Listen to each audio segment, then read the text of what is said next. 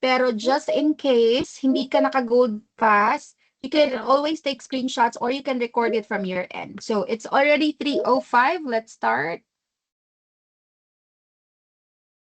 Ayan. So I would like to officially welcome everyone. Ganyan talaga tayo pag umpisa.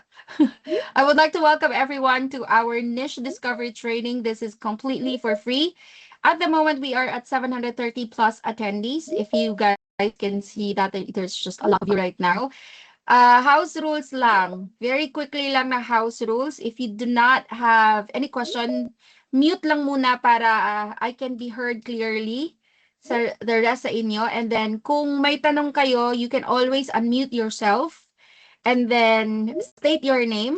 And then you can state your question. Okay, so I'm gonna lock the meeting right now. Ayan. So,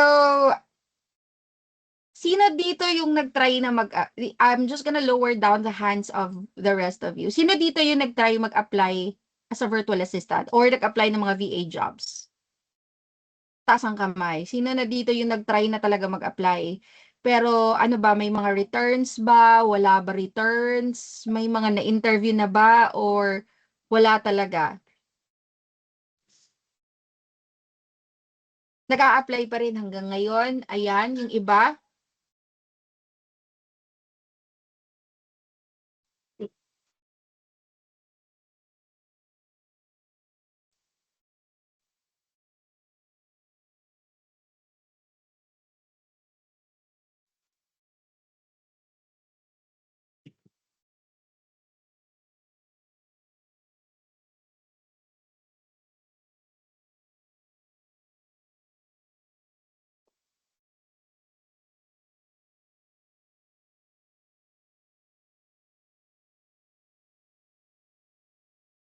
No sound. Sorry, na-mute ako. Na-mute po ata kayo, coach. Yeah. Someone muted me. Sorry about that. Ayan. So, nakapasok na ba yung iba? Wait lang. Ayan, inunlock ko na yung meeting eh. Para makapasok ulit yung lumabas. Hindi pa nag-apply yung iba. Hindi pa nag-try. Okay. I-lock ko lang ulit. Ayan. I-open natin maya-maya. But for now, let's just lock the meeting. Para makapasok. Still working on my portfolio and intro video coach. Okay, before anything else, just give me one quick moment lang talaga ha. Wait lang talaga.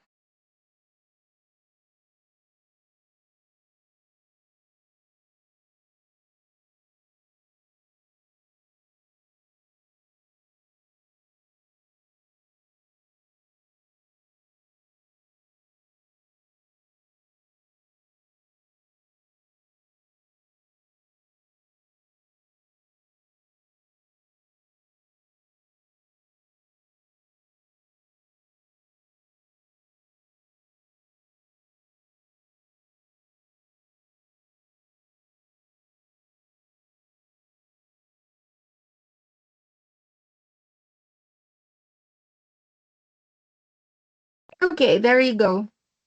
So alam nyo, bago kayo gumawa ng resume, bago kayo tumalon dun sa pag-a-apply, very important that you guys know what your niche is. So ano ba yung niche?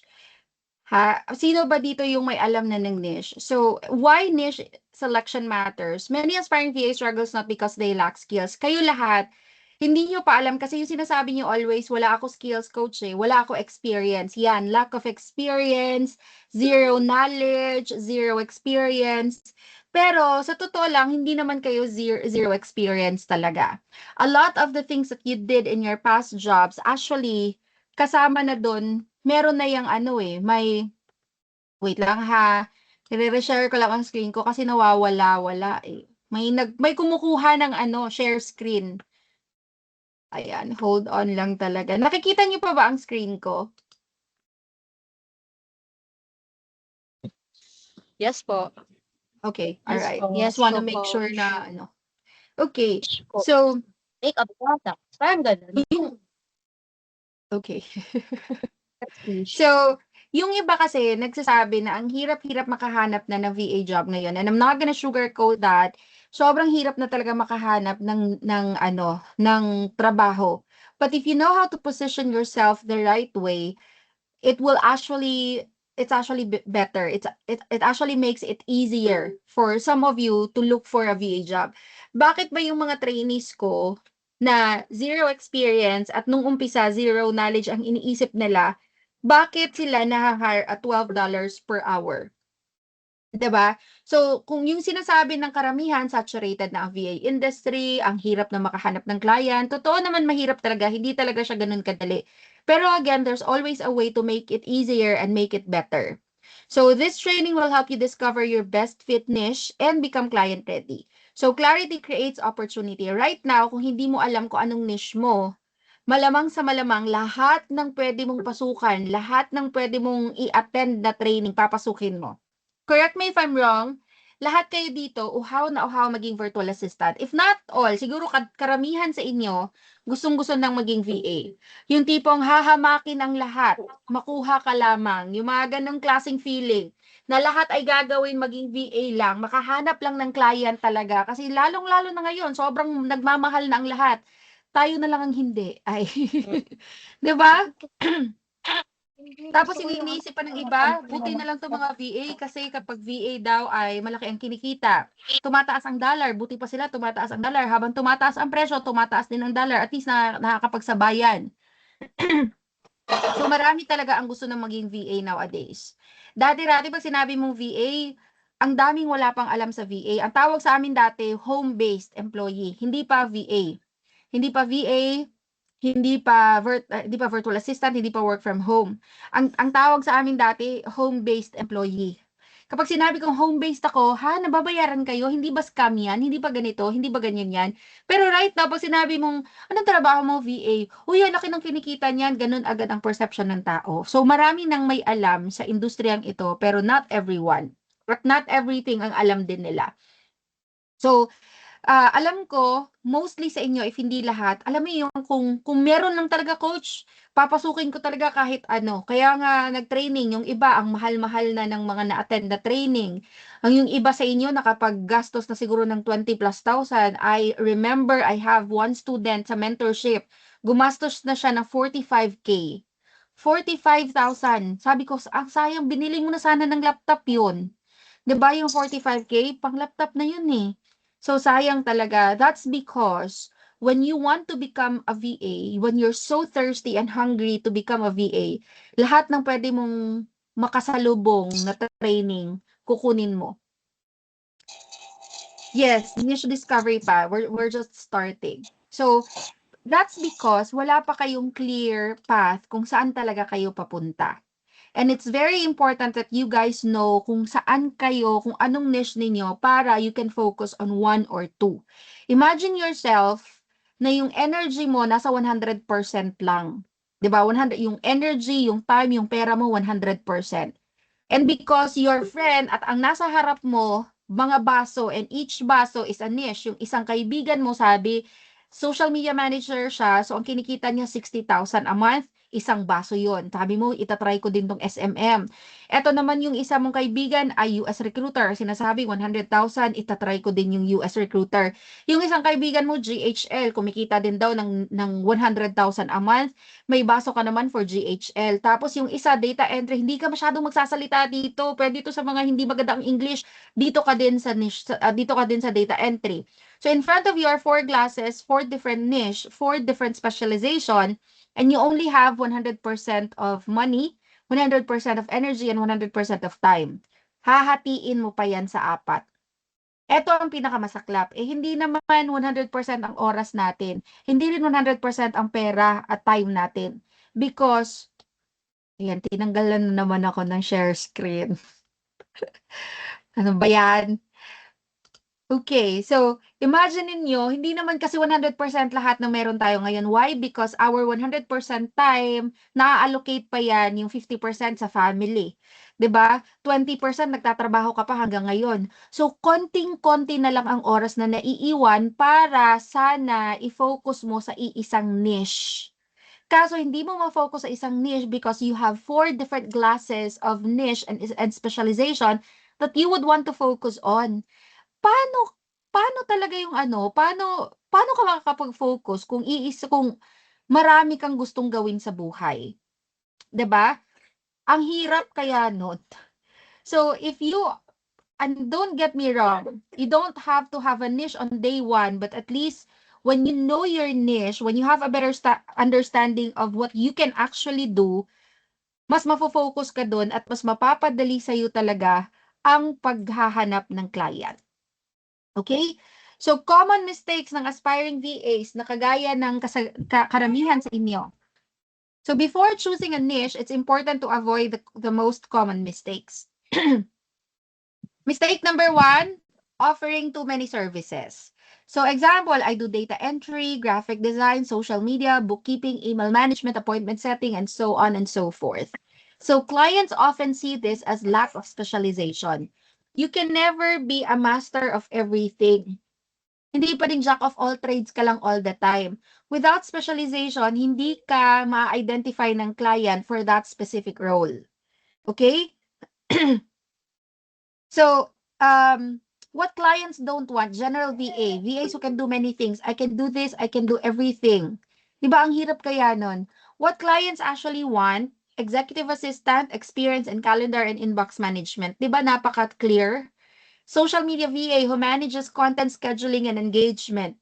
Ganyan. So, sobrang clear. Sobrang, pag kung nakita yan ng client sa LinkedIn mo, sa kung saan-saan pa, alam agad ng client kung anong services ang i-offer mo.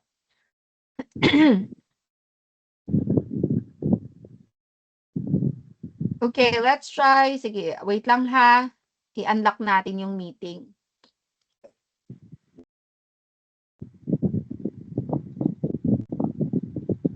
Actually, wala naman. Hold on.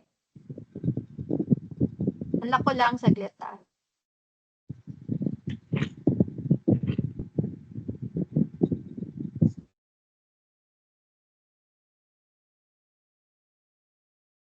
Ayan, hindi na nakalock yung meeting so they can join.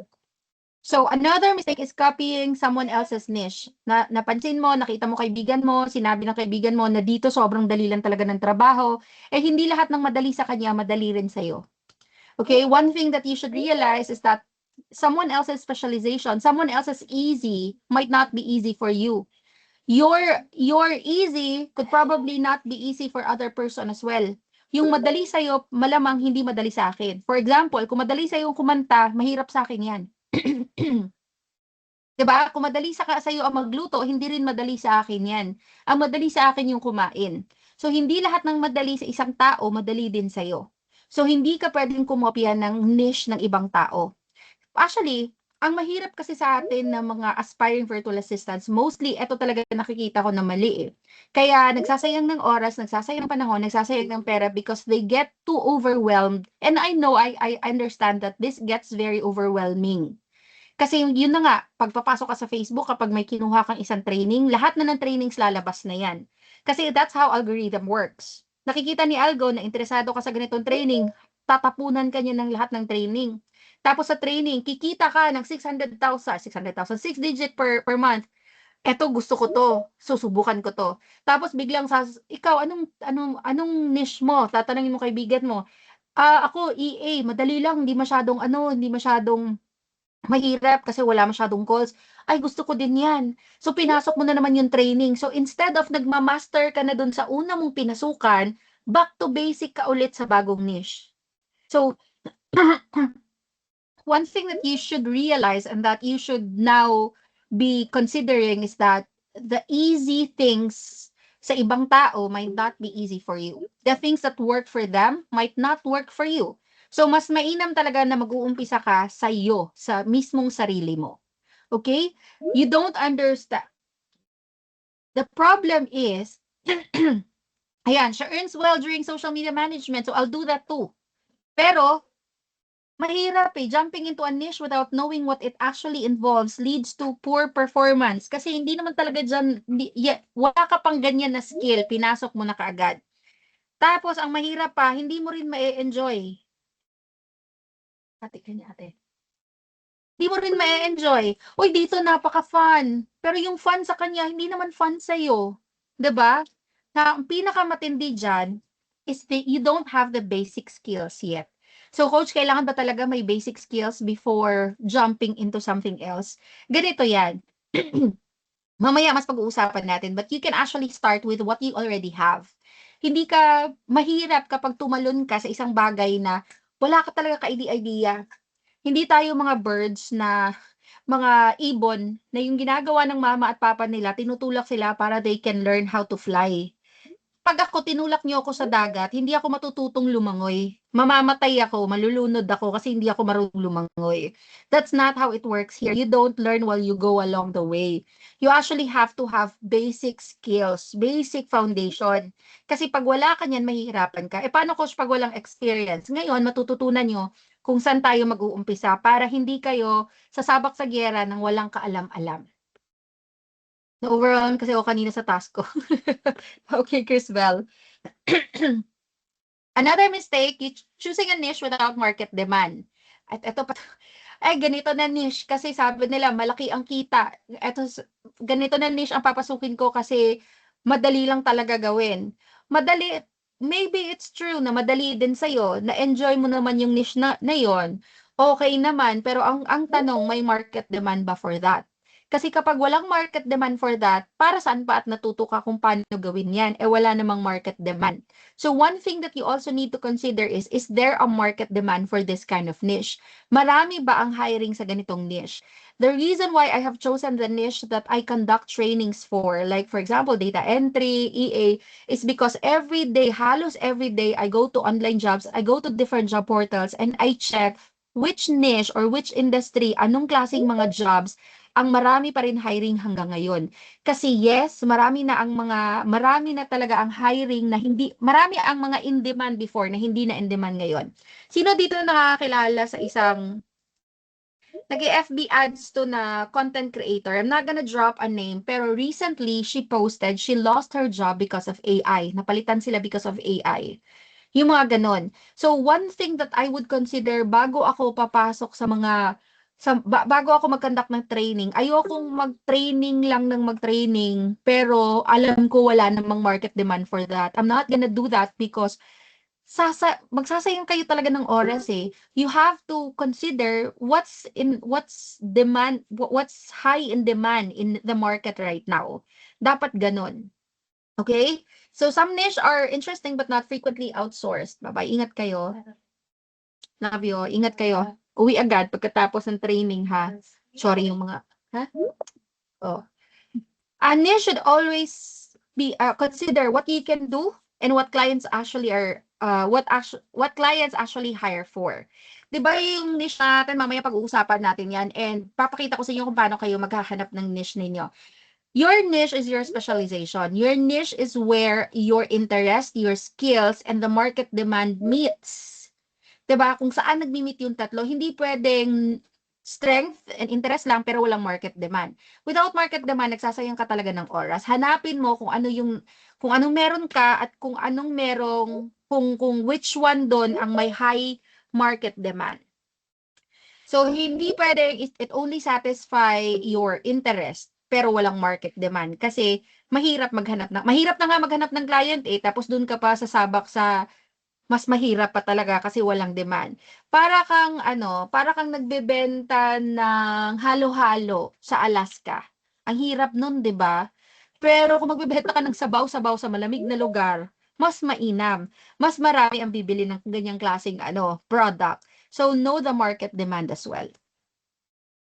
So mamaya, ayan, pag-uusapan natin yung self-assessment exercise, papakita ko sa inyo 'yan. So gagawa ka muna ng self-assessment, to. Your experience inventory. Papakita ko sa inyo to. Dito may transferable skills. So, 'di ba, ang parating tinatanong ninyo, Coach, ganito yung experience ko, anong pwede sa akin? Coach, ganito yung mga ginagawa ko dati, anong pwedeng VA job para sa akin? And I like whenever I hear that question, I like it because kino-consider mo kung anong meron ka ngayon. Like, Coach, eto yung anong meron ako ngayon, paano ako mag-uumpisa with what I have? Because it's very important that you consider that because una sa lahat, yes, pwede pa pumasok kasi hindi na nakalock yung meeting. Okay? Wait lang ha, 5 minutes lang. Magsisiyar lang ako, iihi lang ako, saglit lang to, pero to ng doktor kapag hindi ko to nilabas. Wait lang, 5 minutes.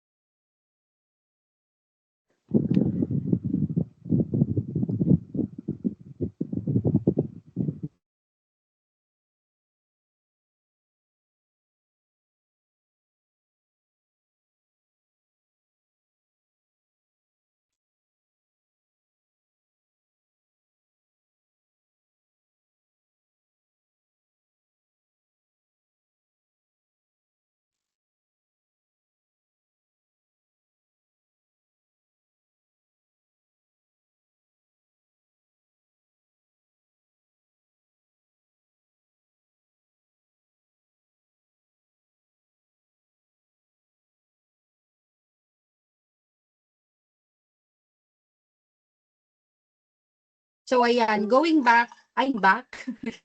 Wait lang ha. Sel, mga ko tubig ba?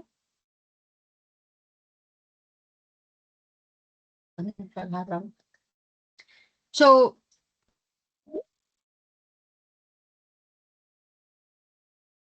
ayan, can you guys hear me? Okay, alright. So, ganito Ingrid, nandito ka na naman, Ingrid. Pwede na ikaw ang mag-training, Ingrid. Memorize mo na to. Yes, merong presentation. So, ganito kasi yan. Why do I want you to look at what you have right now? Bakit mas gusto ko yung ganong klaseng format or program ng VA training ko? Yung parati kong sinasabi sa kanila na I don't want you to jump into something you're not familiar with.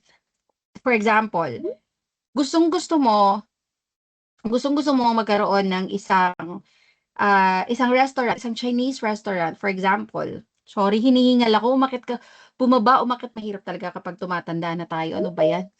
Gusto mo magkaroon ng isang Chinese restaurant.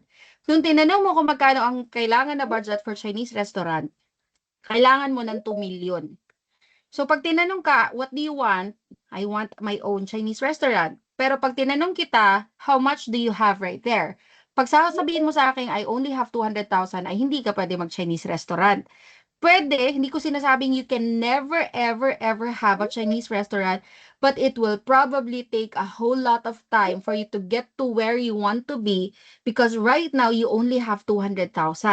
Pwede ka munang magbenta ng properties, pwede kang magsangla ng mga gold, isangla ang kidney and everything else para magka-Chinese resto ka. 'Di ba? Now, pero the good news is with your 200,000, you can actually start there. Not a Chinese resto yet, but you can probably have a small cafe wherein you will start earning, there's already ROI, at kapag kumikita ka na bilang a cafe owner, yung kinikita mo, pwede mong ipunin at habang nag-iipon ka, pwede kang matuto kung paano magluto ng mga Chinese cuisine para eventually you can be a Chinese restaurant owner. Right? Pero for now, if you really would want to start right now, hindi muna pwede Chinese resto.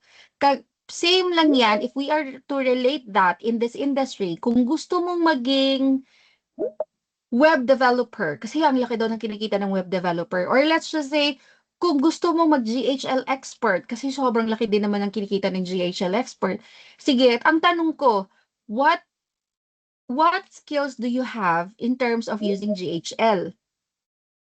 Or kung web dev naman, marunong ka ba mag-code? Marunong ka ba gumawa ng website? Hindi pa. Yes, hindi ka pa marunong gumawa ng website. So, for now ha, huwag ka muna mag-web dev.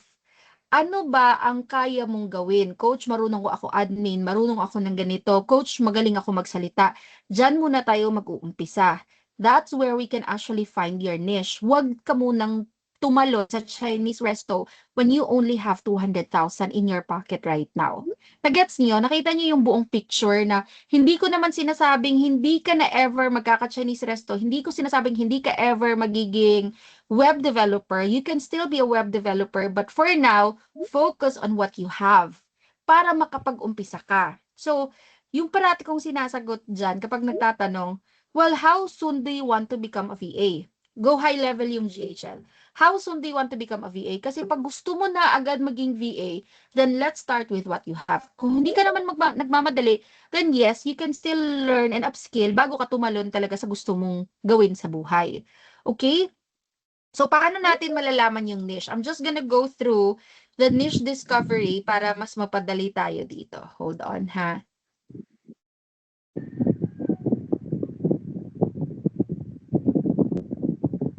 Sinong bumabiyahe dyan? Charis. Ang ingay ng electric fan. Parang bumabiyahe lang. So, ang gagawin natin, maggagawa tayo ng skills inventory. So, sa skills inventory, ang una nating titingnan, your experience. Ano ba yung mga experience niyo dati? So, for example, office. Ayan, examples of past roles that contain transferable VA skills. Pag sinabi niyo, coach, wala talaga ako, zero experience. Ako, coach, zero knowledge. Hindi kayo zero knowledge, ha? Ngayon pa lang gusto ko na basagin yan.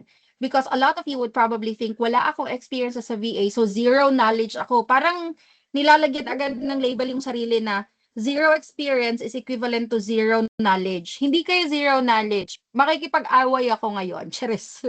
So magsasabing zero knowledge. Kasi lahat tayo, if not, sige, most of us had previous jobs. Or kahit yan, yung mga business owner, teachers, kahit estudyante, kahit bagong graduate, merong OJT yan. Diba? Ang dami. So, pag tiningnan mo yan, pag iisa-isahin mo lahat ng tinrabaho mo before, believe me or not, meron kang nagawa in your past job na relatable sa pagiging VA. Now, sino mga teachers dito? Teachers, classroom teachers. Mga teacher, sobrang dami ko talaga mga teacher, mga estudyante. Hanggang ngayon, marami pa rin kayo, di ba? Sa mga teachers, lalong-lalo na sa panahon ngayon, saan kayo nag-i-input ng mga grades? Sino ang mga teachers? Saan kayo nag-i-input ng mga grades ng mga bata? Sa e-class. Sa e-class. E-class is a software. It's a tool, right? Yung iba sa Excel, yung iba sa Google Sheets. That's actually a VA task. That's data entry. That's data entry. Gumagawa kayo ng presentation for your classes? Nagre-research kayo for your own presentation? Tama ba ako? That's actually internet research. That's a VA task. Pag gumagawa ka ng presentation, that's Yes, coach. actually, oh, di ba? Kapag gumagawa ka ng presentation, that's actually an executive assistant task. High profile yung paggawa. Sobrang dami yung ginawa in your past job na transferable skills sa pagiging VA. Sino dito yung mga customer service, PLDT, sa mga ganyang klaseng industriya, customer facing, sino mga customer facing natin dito? Ayan, sa mga bank tellers, PLDT, Globe, yung mga gayon. Customer service at the airport, may kakilala kang immigration, charis. Lemel, may kakilala ka sa immigration. Admin assistant po. Admin assistant. Ayun, so sobrang dami talaga, 'di ba?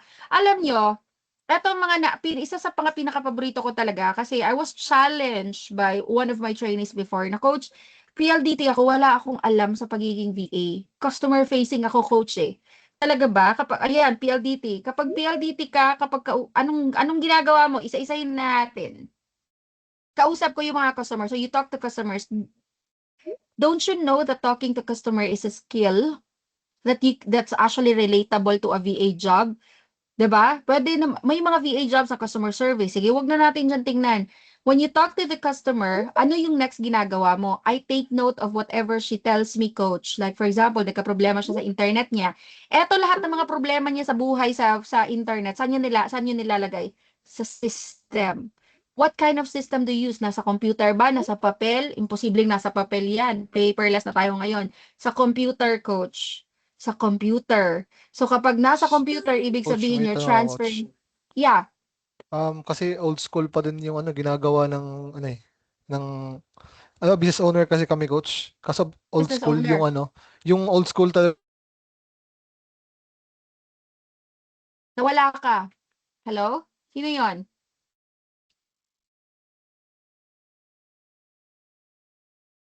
Abangan na lang daw natin sa Hello. susunod na kabanata. Ay, eto na. Yes. Namamute ka. Namute ako. Old school kasi yung ginagawa ng parents ko, Coach, sa business. So, wala ko alam sa mga Anong business to? Sino ba to? Si Christian po, Christian. Christian, anong business niyo if I may ask? Basta hindi lang droga, okay lang yan. Sa dress chicken, Coach. Oh, dress Dress chicken. chicken, So, paano kayo nag-i-inventory? Nag-i-inventory kayo? pero yung parang logbook. Logbook. Tapos, ano pa? What Old else? school. Wala, Ano pang no gadgets talaga ginagamit. Like, no laptops, wala akong Wala lahat? wala. Pero before sa business niyo, never ka rin nagkaroon ng trabaho? Never din sa lang. Doon lang din. Nakauna ako may alam din naman ako sa mga Microsoft kasi alam mo naman sa college, 'di ba? Meron din naman ganun. Oh, yun. Sa college, gumagamit ng Microsoft tools. Pero alam mo, kahit dyan sa negosyo ninyo, data entry is actually just a process of transferring data from one source to another. So, galing sa pagbibilang ng ilang chicken at nilalagay ninyo, kahit ano pa yan, kahit pa manual yan, sinusulat ninyo, that's transferring of data. Sa inventory, from inventory to your paper, that's transferring of data. That's data entry skill pa rin. Now, pagdating sa inventory naman, inventory is also a VA skill na pwede mo pa rin gamitin. Pero nung na-mention mo yung Microsoft when you were in college, yan, isa pa yan sa transferable skill. That's why kahit new graduates natin, yung mga fresh grads natin, pwede makapasok. Kasi sa college natin, may mga OJT tayo before, diba? Hanggang ngayon meron yan sila at gumagamit na ngayon lahat ng computer. So pwede yung gamitin yun as transferable skills. Okay? I hope that answers your question. Okay, Coach. Christian. Thank you, Meron, Coach. marami. Now, yung mga balikan ko lang si PLDT kasi sabi niya, ganito coach, wala talaga nakakausap ko. So saan mo nilalagay sa computer? That's data entry skill, transferring of information from you talking to this person to your system. That's entering information, that's data entry. What else? Nasa-schedule ng coach, ng dispatch. For example, kailangan mag-dispatch. That's actually calendar management. Tapos nag-i-email kami sa mga customers. That's email management / business correspondence. Sobrang dami yung nagawa in your past work na pwedeng i-transfer to this kind of role, to this kind of industry, ang VA world. Now, one thing that I would want to tell you or to ask you is eto. Mamaya, sisend ko sa inyo tong sheet na to para may guide kayo. Just remind me, okay? Ay, lalilipat ko lang para ma-access ko. So, for example, dito, ito yung spreadsheet. Sa mga hindi familiar, this is a spreadsheet. Google Sheet to. Sorry, wait lang. Bakit naka-view only? Ayan. So, this is a Google Sheet. Now, etong buong to, tawag spreadsheet. May sheets tayo dito sa baba. Skills, inventory, and then transferable skills. Ito yung pinakauna yung gawin. Okay, after the training, ito yung pinakauna yung gawin. Isulat ninyo ang job title. If, for example, kay Christian, they own their own business, pwede mong ilagay dito yung business ninyo. And then you can write down all the things na ginagawa mo for that business. You talk to your client, sino ba nakikipag-usap sa kliyente ninyo, kung nagpo-provide kayo ng mga dress chicken sa mga resto, sino-sino ba yan, sino ba ang tumatawag sa kanila, sino ba ang kumakausap sa kanila, sino ba nagko-close ng deal, sino ba na nag-negotiate sa kanila, sino ba tumatao sa tindahan ninyo, sa shop ninyo, lahat ng mga tasks ninyo, lahat ng mga tinrabaho niyo for that business or for that job, isusulat niyo lahat dito. And if this were a face-to-face training, I would now be asking you to get a pen and paper. But since this is not a face-to-face training, gawin muna natin sa spreadsheet, okay?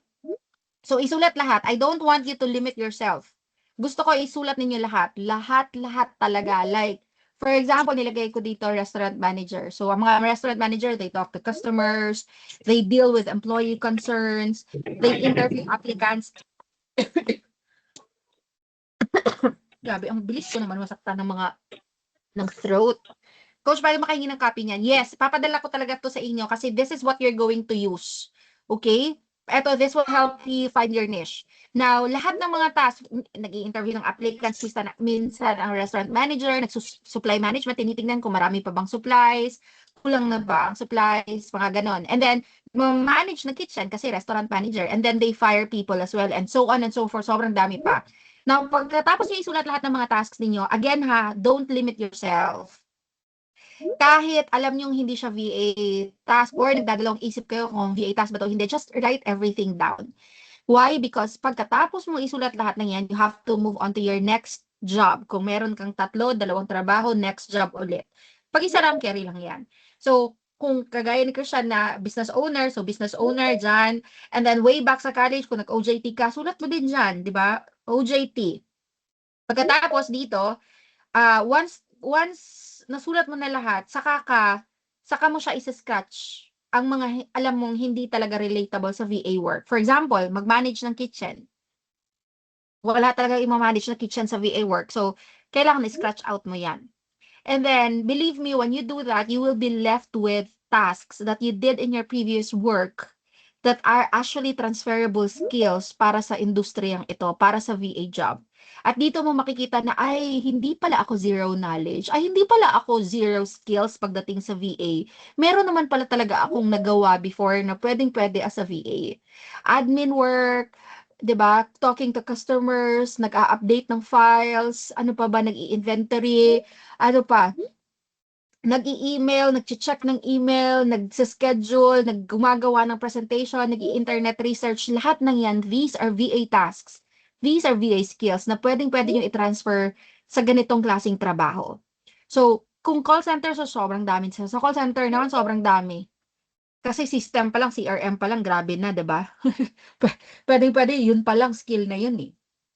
Skill din pala mag-fire ng people. Yes, it's not easy. Ito naman, hindi to skills ang isusulat nyo. Ito, tasks you handled in your previous work. Pero skill din, to answer your question, Sylvia, Sylvia, tama ba? Yes, firing people is also a skill. Hindi madali mag-fire ng tao. I'm a CHRO ha. Certified HR officer ako, pero ang hirap mag-fire ng tao nung umpisa. Okay? Ang hirap mag-fire ng tao. Totoo yan. Pero one thing that I've learned as a CHRO is that when you close their doors, it's gonna open the doors that are suitable for them. So yan na lang isipin natin. Is BPO experience needed to be hindi siya qualification, pero you will have transferable skills pag galing ka BPO pag nag-VA ka.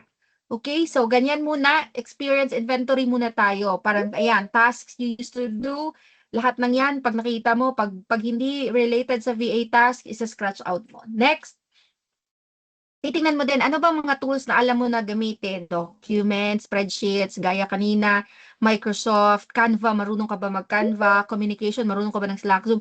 And kung wala ka pang alam sa mga tools na to, that's fine because we are just trying to do skills inventory right now. Tinitingnan natin kung ano meron ka right now. So, be honest of what you already have and what you don't have yet. Okay? Wala muna. Pag wala talagang tools pa na alam, edi wala lang muna. Facebook lang muna talaga. Facebook, alam mo kung paano magmarita sa Facebook. O, sino nakakaalam kung ano nangyari sa presidente natin, Charis? Ang daming marites, Hindi ko nga alam kung ano nangyari sa kanya. Bigla na lang may nagsabi sa akin na may mga stage 4 na daw. Sabi ko, ba't di natin nalaman ng stage 1 pa? Charis. Diba? So, Facebook. Marunong ka mag-Facebook. Facebook. Lagay mo dyan, Facebook. Messenger. Diba? Pag yan ang alam mo, yan lang muna. Be honest, okay? Walang problema yan kasi lahat ng skills natututunan. Alam niyo kung ano yung hindi ko kaya ituro sa inyo, yung willingness to learn. Kasi sa inyo yan. Sa inyo yan mag-uumpisa, hindi sa akin. Yung skills, kaya ko ituro sa inyo. Lahat ng kung anong meron ako, ituturo ko sa inyo. Pero yung willingness, sa inyo dapat yan. Mag-uumpisa. Next, task you actually enjoy doing. Ayan. Ano ba yung ini-enjoy ninyo? Saan ba kayo nag-enjoy aside from retesting? Saan ba kayo nag-enjoy aside from annoying your husband and wife? Saan ba kayo nag-enjoy? Isulat niyo din yan. So, eto yung pinaka ginagawa ko for niche discovery talaga. Susuin na siya ni Enrile. Ay, nako. Ito yung gagawin yun next, ha? Eto, ang pinaka-effective na alam ko for niche discovery talaga. But before we do that, I want you to think of a picture na gutom ka. Dito tayo, para mas makita ninyo kung gaano ka-importante ang merong niche. 'Di ba? Kasi ang dami nagsasabi, pwede naman siguro coach, generalist lang muna. Pwede siguro coach, walang niche. Collect and select lang muna ako sa ngayon, coach, kasi di naman ako nagmamadali eh. O, 'di ba? May mga ganun din, wala naman tayong problema diyan. Pero I want you to realize how important it is to know your niche. Imagine yourself being so hungry. Alam mo yung gutom ka, yung buong araw kang kumayod talaga, na pag sa sobrang gutom talaga, like super gutom. Ay, okay, can you picture yourself na super gutom? Yung tipong ay sorry, may tumatawag. Yung tipong dinosaur level ng mga babae. Yan. Pag sinabing dinosaur level ng mga babae, alam mo yung mga babae na kapag gutom ay nagiging dinosaur? Kapag hindi naman gutom, Barney lang, parang ganon. Pero pag gutom, wala na, T-Rex. Ganon na level.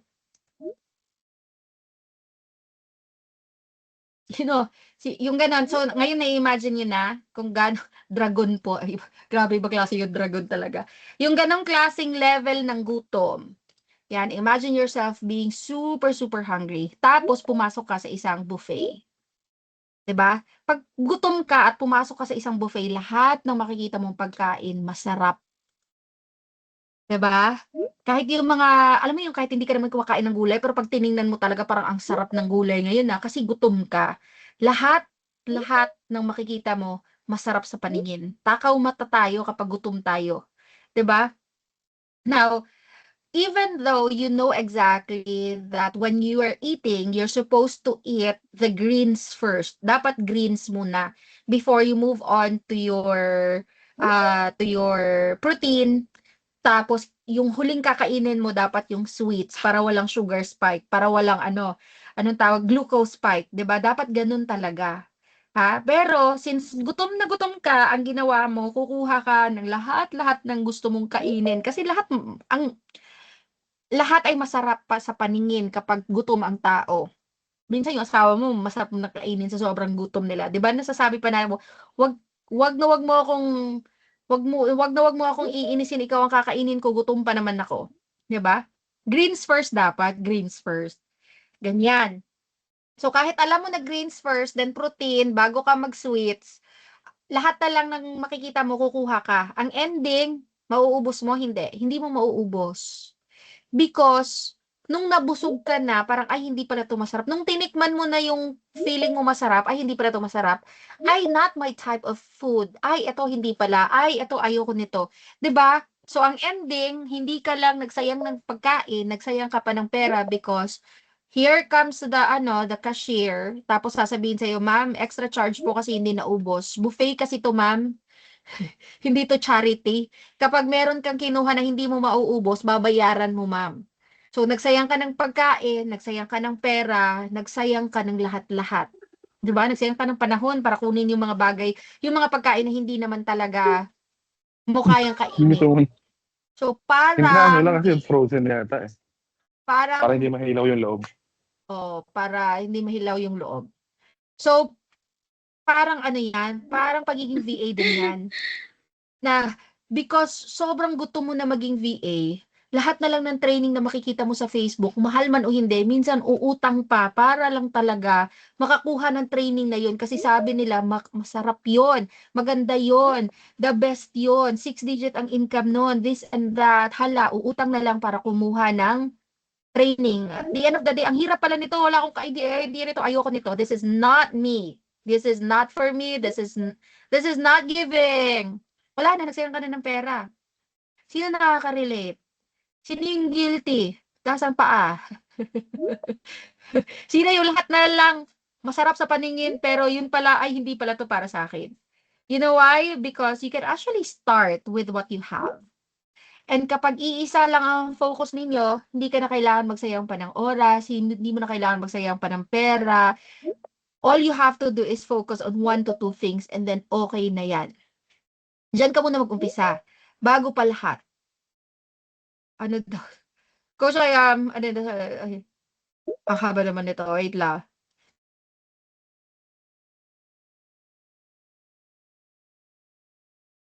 Ayan, tuturuan natin. Oo, I'm eager to learn. Lahat ng training gusto kong puntahan. O, di ba? Collect and select. Tapos yung iba, for example, gusto mo din maging web dev. So, kumuha ka din ng web development na course. Pero yung ending mo EA, wala naman talagang kinalaman yung web dev sa EA. Sayang lang. Unlike kung kunwari, yung sinasabi ko sa inyo na the way I programmed my training, lahat pwede mong pagsabayin eh. Data entry, pwede mong gawin, pwede mong maging skill bilang EA. Social media, pwede mong dalhin bilang EA. Social media, pwede mong dalhin bilang US recruiter.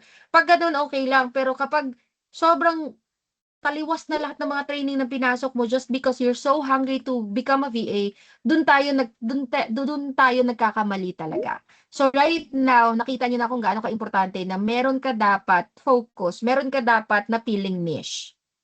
Okay? So ngayon, your niche, again, is your specialization. Dito, it's a combination of your skills or your strength and your interest and then the market demand. Sige, wait lang. So, papakita ko lang to sa inyo.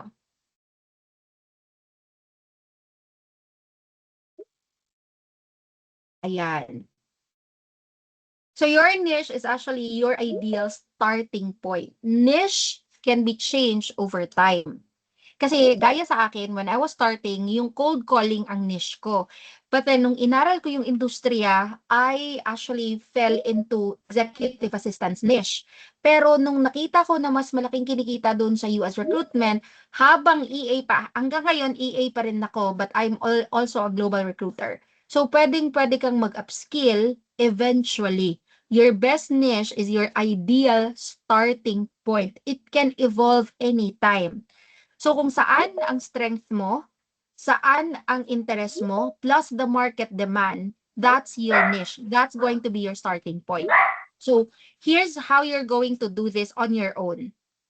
Okay? Dito skills, I will give you a copy of this. I want you to answer 3 questions para malaman mo kung anong bagay sa'yo. Okay? What am I good at? These are your skills. These are your strengths. Saan ba ako magaling? Aside from Marie Tessing. Saan ba ako magaling? Isulat mo lahat dyan. To-type mo lahat ng yan ha. As in lahat. Ta-type mo siya lahat. So, eto, pwede kong tanggalin or pwede kong iwan dyan para you guys have your own reference. Pero kung ayaw nyo naman, pwede yung pagtanggap nyo ng sheet na to, file, and then make a copy. Tapos, saka nyo siya i-delete. Kung gusto nyo yung reference, so, dito ka sa baba magsusulat. Mas gusto ko yung maghanap ng seat sale. Magiging friends tayo, Sylvia. So dito, ayan. What am I good at? Yan ang pinakaunang itatanong mo sa sarili mo. And you will write it down. Susulat, pa-type nyo lahat ng yan. Okay? So sa mga hindi pa familiar sa Google Sheets at hindi techie, kung gusto ninyo, pwede nyo din naman isulat sa papel to. Excuse me, Coach. Yes. Nawala pa yung screen niyo. Hindi ko po nakita. Refresh lang on your end kasi nakikita naman ata ng iba. Yes, Coach. Meron po. Kita Yes po, Coach. Ayan, Visible nakikita. naman, Coach. Ayan, visible. Okay. Sige, sige. So, again you answer the first question, what am I good at? These are your skills and your interests. So, sulat lahat ng dyan. May nagwa-wild na daw. So, next question na kailangan nyo sagutin, what do I enjoy doing?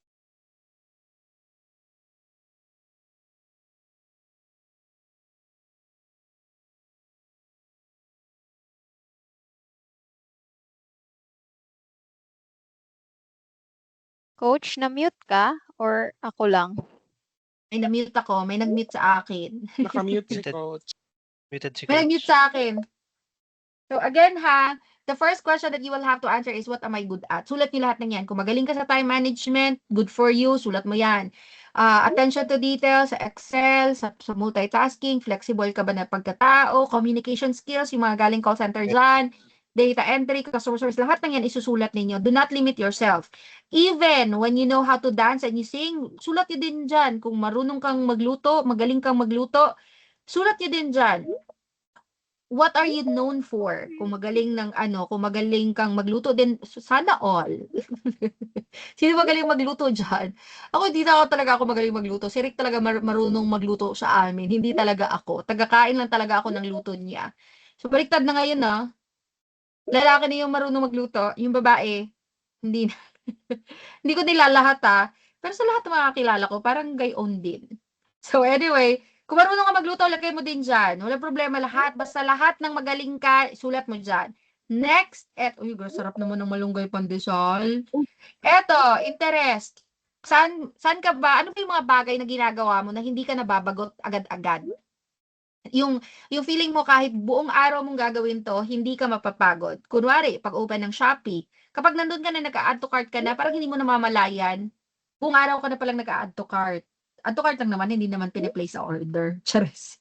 Diba? Gumala, nag-chat ng seat sale, kahit ilang refresh mo, tapos na ang seat sale, wala pa rin eh. Hindi mo pa rin talaga siya bibitawan, baka sakaling may biglang mag-seat sale ulit. Mag-travel, kahit yung pagod na pagod, yes, sulat nyo lahat ng yan, lahat ng interest. Next up is the market demand. So kapag hindi nyo alam kung ano yung market demand, you can look for mga VA jobs and see and check kung ano yung nasa market demand.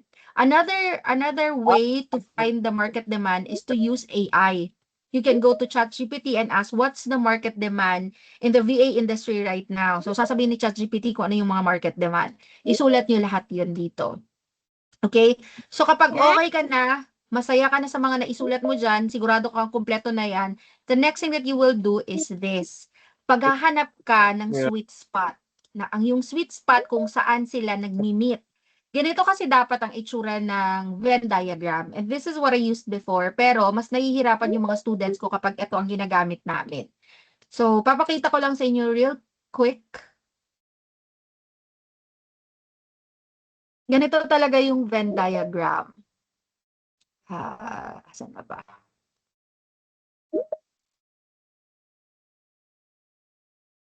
Parang ganito. So, what brings you joy? Siya, coach, siya. Wala nang iba, charis. What brings you joy? Ano yung mga interest mo? What are you good at? Yung mga skills mo. And then, what is the work that needs doing? Or the market demand? What are things clients are willing to pay for? Ano ba yung mga bagay na willing si client magbayad? Kapag naisulat mo lahat ng yan, yung kung saan sila nagmi-meet, that's your sweet spot. That's your best niche. That's your ideal starting point. Ganun talaga dapat. Ito dapat talaga. But since this is it's not easy to create, then I created something like this para mas mapadali ang buhay sa inyo. So now, isa-isay natin For example, eto. Magaling ka sumayaw. Magaling kang kumanta. Sana all talented. Tapos, kukulayan mo. Kulayan mo yan Ayan, fill, color. Ito, yellow para masakit sa mata. So, ano ba yung skills, yung dancing and singing skills mo, saang interest yan na fall? Diba? Diba entertainment? So, for example, ayan, entertainment. Yan, pwede entertainment. So, next, hahanapan mo naman yung dancing and singing na skills mo and then interest, entertainment, hahanapan mo yan ng market demand. So, ngayon, meron bang market demand for dancing and singing? Wala, di ba? Wala siyang market demand sa VA industry. Wala tayong online Adonis. So, wala ang market demand for dancing and singing. So, ang gagawin mo, sa scratch out mo to, tatanggalin mo yung color, yan, yung highlight, and then you scratch it out. Kasi hindi pwede. Sa Japan na daw meron. Hindi na nga ata uso yun ngayon So, wala So, hindi pwede. And then, you find another set. So, for example, Excel, attention to details, multitasking, ano pa, data analysis, accuracy, yung mga nagmamatch, yung align sa isa't isa, ano pa ba? Numbers, data management, organizing files. Lahat ng yan align to each other, right? Align. So, lahat ng mga align to each other, you can color same color. Highlight it with same color. Now, ano ba sa mga skills na to ang align dun sa interest mo? So, for example, dito, interest in using computers and online tools. Yan, align yan. Organizing information, data analysis, yes, align din siya. Sample lang to ha, could be different sa end ninyo. Next, numbers, research, yan. Yan, pwede yan, align. So ngayon, yan yung interest mo, yung naka-green, align yan dito sa skills mo na naka-highlight ng green. Next up, hahanapin mo yung market demand for these skills and these interests. Now, ano ba dyan? So, researcher, pwede. Data cleaning, pwede. Online research, pwede. Saan pa ba? Yan. Someone who handles customer service, ayan. So, kukulayan mo yan ngayon. So, etong mga naka-highlight ng green, eto yung may sweet spot ka. So, this could be your starting niche or your ideal niche. Okay? So, pwede mong ilagay dyan, same color, tapos data entry. Kasi lahat ng may mga ganyang kulay, parang papuntang data entry siya. Okay? So, dito naman, kung yellow, for example, time management, pwede mong gawin.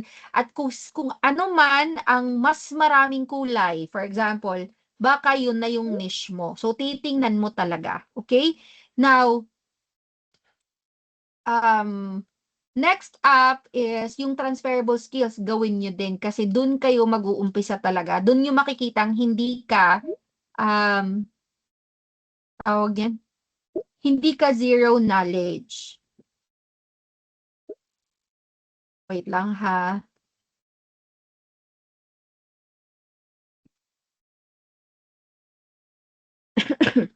Pa-example ulit na out po.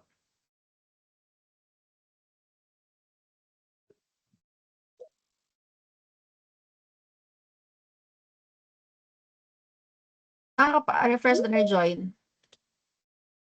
Na-admit ko na lahat ng nasa lobby. So, that's what you're going to do para mahanap mo yung sweet spot mo.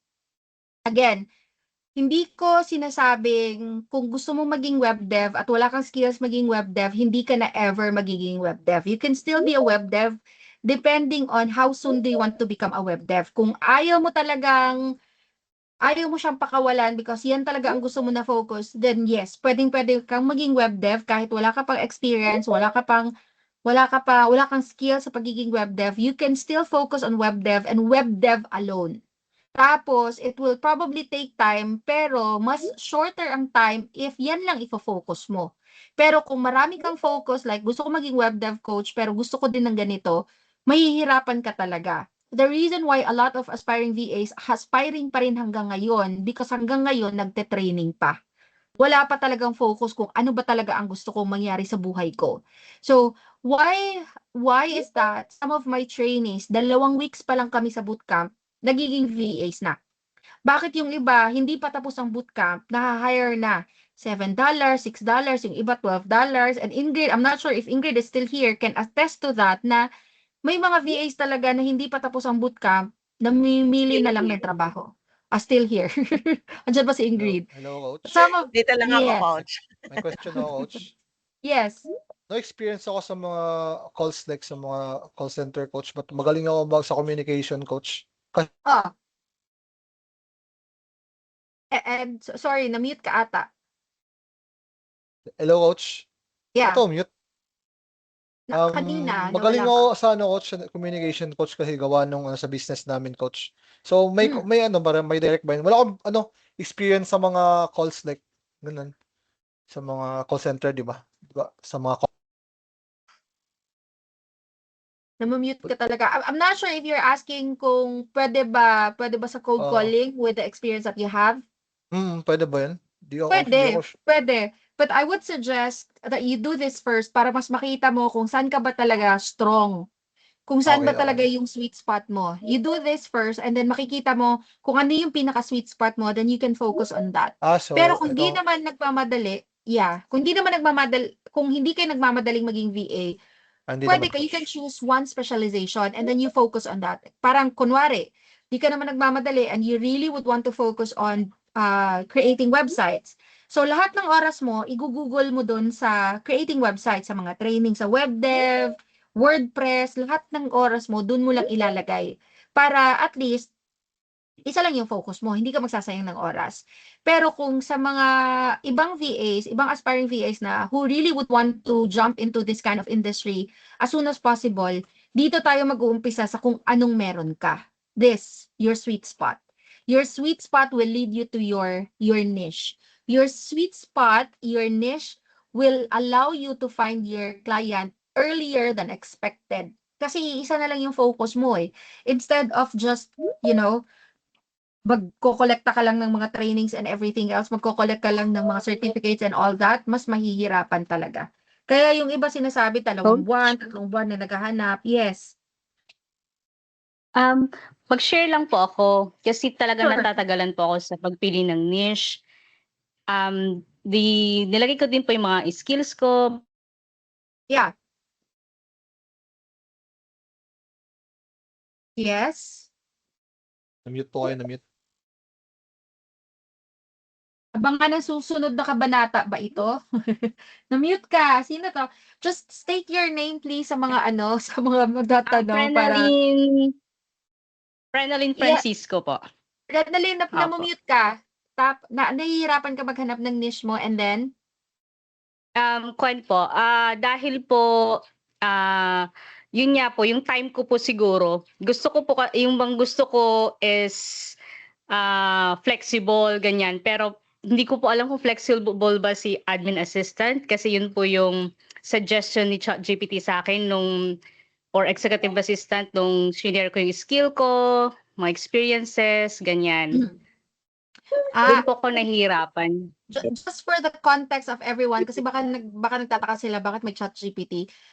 Etong mga ibang to, nasa bootcamp kasi yan. And part of the bootcamp, meron kami tinatawag na niche discovery drill wherein they did this and then they were given another set of AI prompt that they can use to search for their niche. Now, yung may AI prompt sa bootcamp yun, baka malito sila, bakit parang sila meron, tapos kami coach wala. Para lang for the context of everyone ha, again, pag nasa bootcamp ka, this is really part of it. Second day pa lang, maghaharap na tayo ng niche. Coach, out of topic question, coach. Yeah. Sa bootcamp pa natin mamaya is may ganito din ba? Sa first day? Sa second day to, sa second day. Ito, niche discovery is the second day topic. So, yun, sasagutin ko lang tong si Renalyn na, Frenalyn po. sorry, si Renalyn, right? Tama ba? Frenalyn po. Frenalyn, sorry. So, Apa. yung concern mo is, meron bang, yung sinadjust kasi ni ChatGPT sa'yo is admin. That's because probably the way you answered the questions of ChatGPT, the way you had a conversation with this AI, dun siya papuntang admin talaga siya. But your concern is that gusto ko flexible eh. Pero ngayon, malinaw na sa'yo kung ano ba sa skills inventory mo, malinaw na niche, yung niche mo, supposedly is admin. Pero does this relate to what you want na gusto ko ng tawag dito, ng flexible. So, lilinawin ko lang para at least alam nila na nahanap mo na si niche, kaso lang, mas gusto mo kasi flexible. So, meron namang mga admin assistant role na pwedeng flexible ang time. Just an example, one of the pastors that I know is actually looking for an executive assistant nga to eh. One of the pastors that I know is looking for an executive assistant for her client, which actually has flexible schedule. Morning siya, but you don't have to be in front of your computer all the time. So meron talaga. So to answer that question, yes, meron naman, pero malimit talaga ang flexible hours pagdating sa VA. Except if mag-graphic design ka, kasi yung mga ganung mga pag-graphic designer, video editors, mga web dev ka, you own your time sa mga ganitong klaseng trabaho kasi. Pero pag admin talaga, EA, kadalasan yan, fix talaga ang hours. Pero, kung gusto mo ng morning shift, meron yan. May morning shift na EA. May morning shift na yung pastora. So, may morning shift na EA, may evening shift. Depende yun kasi where your client actually lives or you're currently Opo. at. Kung UK siya, mid-shift yan sa atin. So, usually mag-uumpisa 2 p.m., matatapos 10, 11, mga ganun. Pag US naman, full graveyard talaga yan. Pag sinabing morning, Australian, yan, morning shift yan. Okay? Opo. Yun. So, So, pwede pong hanapin lang yung client na ganun yung time niya. Na okay yung time niya.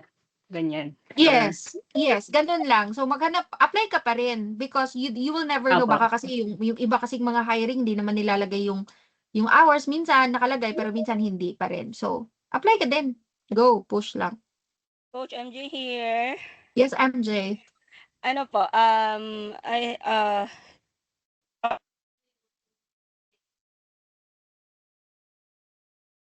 Na-mute ka, MJ. sino nag-mute? If ever na for example, yung gusto kong niche is lead gen. Pero, of course, sinabi mo nga kanina na we can upskill. So, while upskilling po,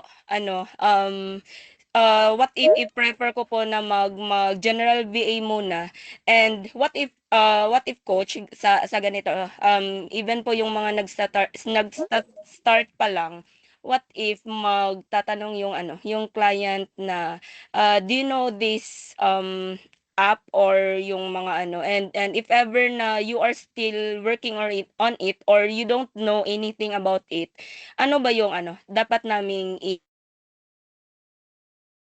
Sorry, I'm confused. For example, gusto mo na, can you say that again? Sorry.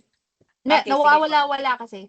Ano daw? So, for example, you're clear with what your niche coach, is. yung mga CRM siguro. May nag-mute sa akin. Huwag niyo i-mute si MJ. Sige. Eto po, yes po, for example, sa mga CRM po, if ever po yung which is better po, we will learn everything before applying. I mean, in relation sa sa niche na gusto nyong i-apply or sa in relation to that, what do you prefer po na we will learn the skills before applying, or kung ano po yung namin, then we can apply. Tapos if ever po na mag-ask si client, na of course should we tell them na we are learning the skill, or ano po ba yung masasabi po?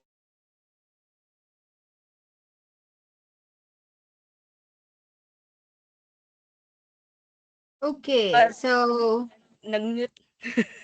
May sige, nag-mute. okay na, nakuha ko na. Hindi na, okay na. Sige. So, ganito yan, MJ. So, kaya always ko sinasabi na before you jump into any applications, bago gusto mo maging VA, ano ba ang kailangan ko gawin, coach?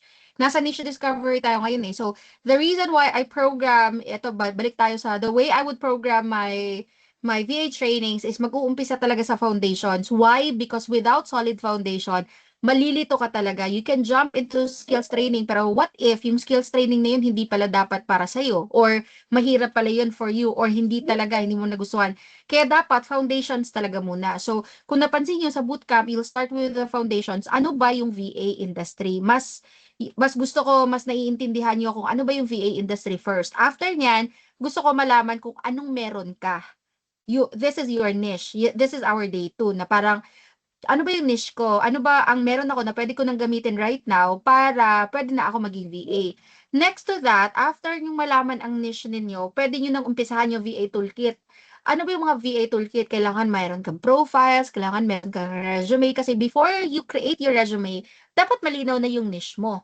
Kasi without your niche, paano mo gagawin yung, di ba? Paano mo gagawin yung resume? You can always create a resume but not related to the niche or the service that you are going to offer. And without doing that, without aligning your resume to the niche or the service package that you're going to offer to the client, napaka-weak ng resume mo. Ibig sabihin, pwede kang gumawa ng resume Pwede mong gamitin mag-apply ng trabaho, pero hindi mapapansin ng client yan. Yun ang problema. Yun ang nagiging problema ng kadalasan ng mga virtual assistants or aspiring VAs. So, pagkatapos, pag nahanap mo na si niche mo, saka mo gawin yung mga resume, portfolio, everything else. Tapos, dapat solid yung mga profiles mo. Kasi gagamitin mo yun lahat eh. Huwag ka muna mag-apply kapag hindi mo nagagawa lahat ng yan. Once you're done with that, saka ka mag-skills training. Hindi ko pa sinasabing mag-apply ha. Kung napansin nyo, wala pa ako sinasabing mag-apply. You can, pwede naman mag-apply ka, pwede na, pero if you want solid talaga na application, then you move on to skills training. Sa skills training, eto na yun eh. So pagkatapos, you strengthen your skills. Paano na, after you choose your niche, paano pag na-discover mo na si niche? Anong next? You strengthen your skills, basing it on what your niche is. So for example, executive assistant ng niche mo, then you can now focus on Google Calendar, project management tools like ClickUp, Notion, mga ganon, Slack, at 'di ba? Nandun na parang alam mo 'yon, yung parang hindi ka na magja-jump from Z, babalik ka na naman ng L, papunta ka na naman ng M, tapos babalik ka ulit ng C kasi tuloy-tuloy na 'yan. Your question is that, Coach, paano yan? Do you suggest that I learn the tools first before ako mag-a-apply? I would suggest that yes, you learn the basics first. Hindi mo kailangan aralin lahat, but at least the basics of that niche. So for example, pag EA ang niche mo, kailangan marunong ka muna ng email management. Pag EA ang niche mo, dapat marunong ka email management, calendar management. These are basic things that EAs do. Why? Because if papunta ka na interview ka kasi ang galing na ng resume mo, pero hindi ka pa nag-skills training, dumiretso ka ng apply ng trabaho, during the interview tinanong ka, how would you manage my inbox? Hindi ka nakapag-skills training. Mahirap yun. 'Di ba? Pag tinanong ka, what project management tools do you know how to use? Eh, hindi ka na nakapag-skills training. Wala. Maliligwak ka. Napunta ka na nga, 'di ba? And you only have one shot of this interview. Ang hirap na kaya makahanap ng interview ngayon, 'di ba? Ang dami sa inyo nag-apply pero walang return. So, sayang eh. So, para hindi masayang ang opportunity, dapat at least yung basic alam mo. Hindi lahat, for example, what project management tool do you know how to use? Eh hindi naman lahat ng kunwari sa training natin ang gamit natin is ClickUp. Eh hindi lahat ng client ClickUp ang gamit. For example, sasabihin ng client during the interview, do you know how to use Monday.com? Monday.com is actually a project management tool. And you can be honest. I haven't had the chance to use Monday.com, but during my training and internship, I actually have used ClickUp, which is the same project management tool with Monday.com. I can definitely use Monday.com with probably just one video tutorial. I can easily adapt to it because I already know how to use ClickUp. So when you position yourself like that, instead of just plainly saying, I haven't had a chance to use any project management tool, maliligwak ka talaga. Because clients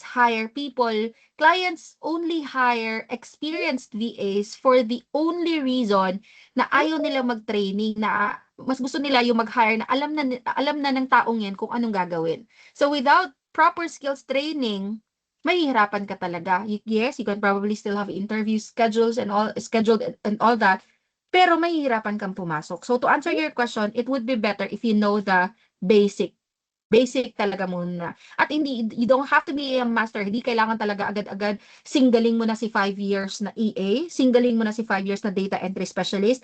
At least you know the basics. Ano ba yung mga, kung eto na yung niche mo, ano ba yung mga core responsibilities sa niche na yan? Ano ba yung mga tools na gamit ng mga ganyang VAs na nasa niche na yan?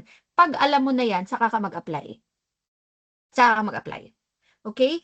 You can sana, habang nagta-training, pwede ka kasi yung mga VAs, yung mga trainees ko, yung iba 2 weeks lang talaga sa training, na-hire na sila. Why? Because first week pa lang, maaayos kasi lahat sa'yo eh. So, pag naayos na, tapos nagsiskills training na sila, confident na sila na alam ko na yung tools. Coach, alam ko na yung tools. So, parang nagkakaroon sila ng added confidence na pwede na ako mag-apply. So, nag-a-apply agad sila. Unlike applying for work without knowing anything, dun palang babagsak ka na kasi ikaw mismo, hindi na-boost yung moral mo eh. Yung parang, kaya ko ba to? And when you're not confident with what you know, I'm a global recruiter. Ramdam namin yung mga ganyan. Kahit hindi nyo sabihin, kahit magmala confident pa kayo dyan, alam namin na nagmilat at nagmelon-melon lang kayo. Unlike you know exactly talaga yung mga task, malalaman talaga yan. So, okay? Yeah, okay. So, next Thank you pala. po. Okay. Hindi ako galit pero alam niyo ba na minsan kapag kunwari nakikinig ako sa mga live ko or sa mga recorded, naiisip ko minsan parang galit ako dito. Hindi naman ako hindi ako galit ganito. Bisaya manggod ko ba? Alam niyo na mga Bisaya, 'di ba? Wala ni nga to, coach. Kay Bisaya Kung ta. True, coach. True, coach. Whisper Tama, pa lang coach. niya. Taas ang bandera ng Bisaya, Di ba, coach. Hello, ano pa lang to sa coach. amin? Tawag yan, whisper pa lang to sa Excuse amin, me, pero coach. ganito talaga. Yes, Hello, coach. yes. Sino to?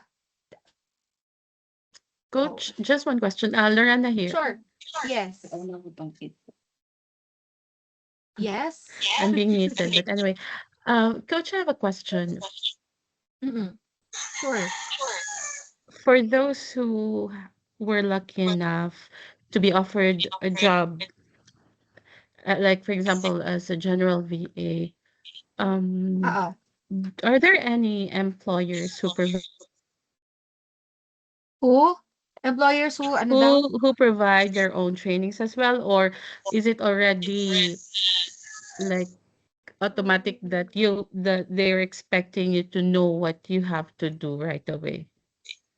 Depende yan case to case basis yan. May mga clients who will be willing to offer trainings. Actually, nag-post nga ako na may mga agencies na willing to provide training before you actually be profiled to a client. Pero usually kapag mga direct client, mas gusto nila talaga yung plug and play na VA na pagdating mo, hindi na sila ganito yan wait lang. Yung basic na sinasabi ko, marunong ka kunwari EA, executive assistant na trabaho.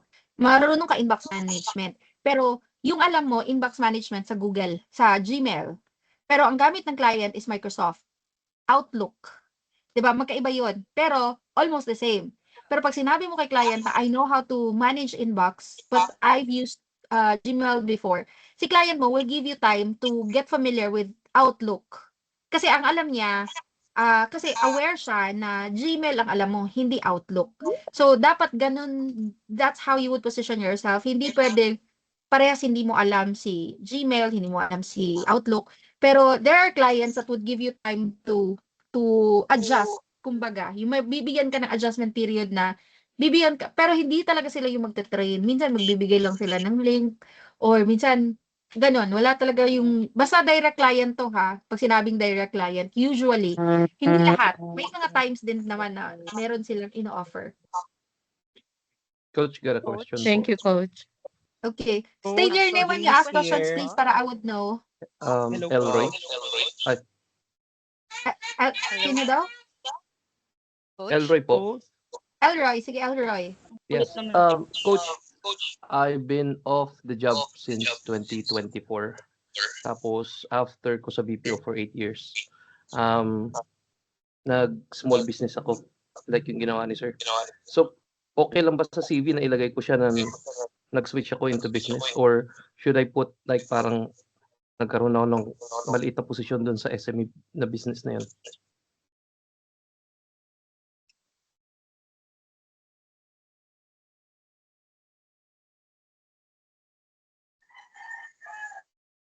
Pati ako minumute. So, to answer that question, yes, pwede mo ilagay yung negosyo ninyo as long as you actually held a position while nagba-manage ng business na yan. So, for example, sa business niyo, naging manager ka, then you put manager there, and then you put the business name. So, tapos responsibilities. So, pwede yan. Pwede yung negosyo ninyo, ilalagay mo sa work experience because that's work experience pa rin. Unlike, kung unless meron kang negosyo pero wala ka talagang ginawa, tumanggap lang ng sahod, charis. Kung wala ka talagang ginawa sa business, then that's the only reason na hindi mo talaga siya pwede ilagay as work experience. Pero again, if you held a position way back in your own business, pwede.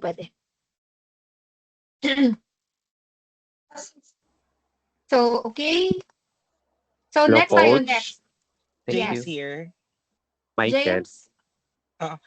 Coach, I just want to ask if I'm on the right track po kasi I just recently resigned from my work. I've been in the retail business for 18 years and then parang I don't see kasi the progress na.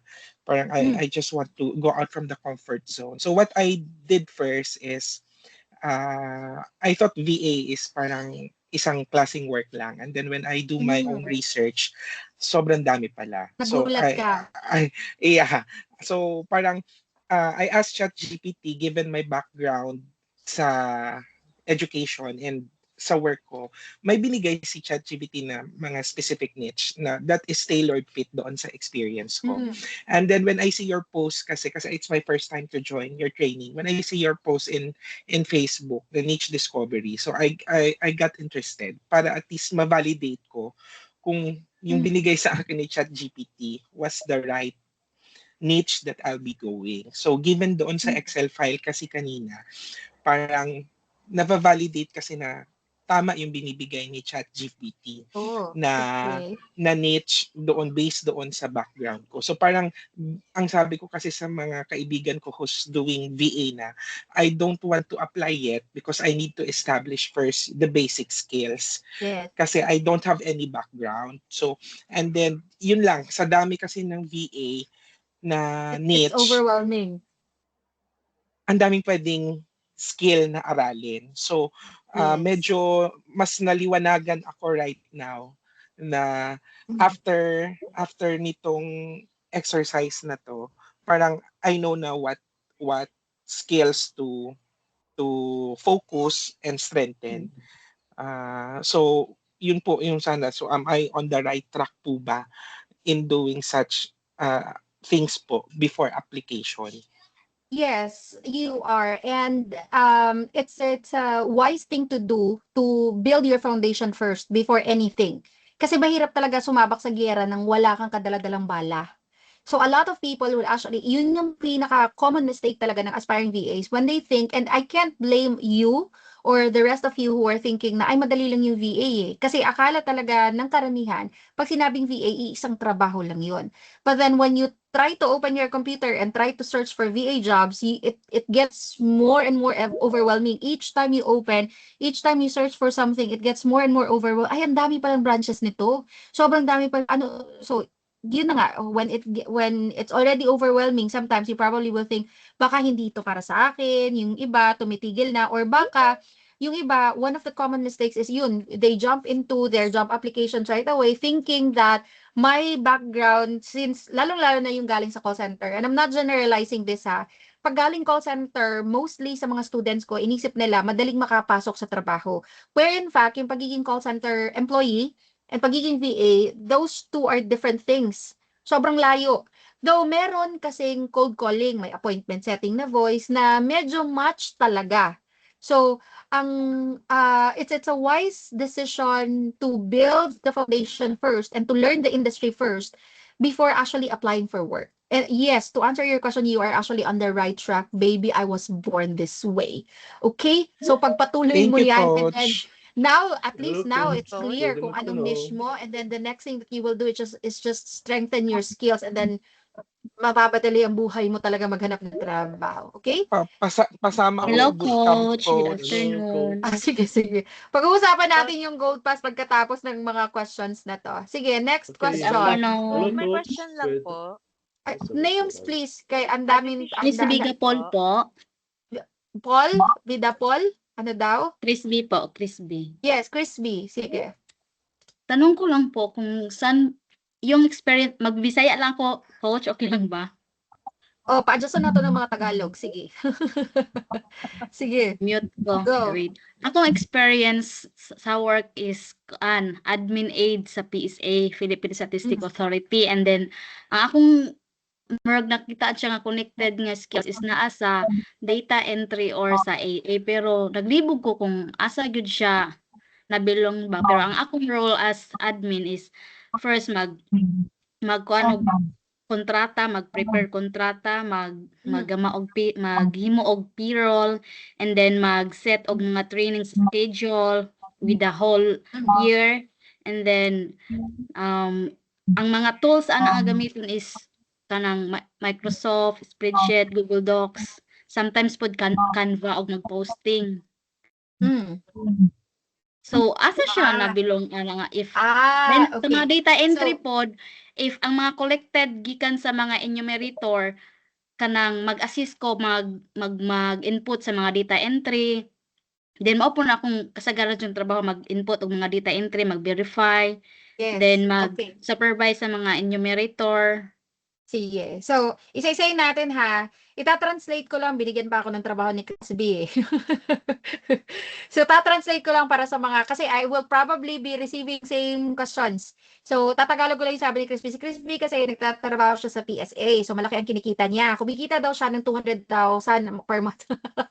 Iba yung sinasabi ko sa sinabi niya. Hindi, joke lang. Iba naman yan, Ita-translate ko, coach.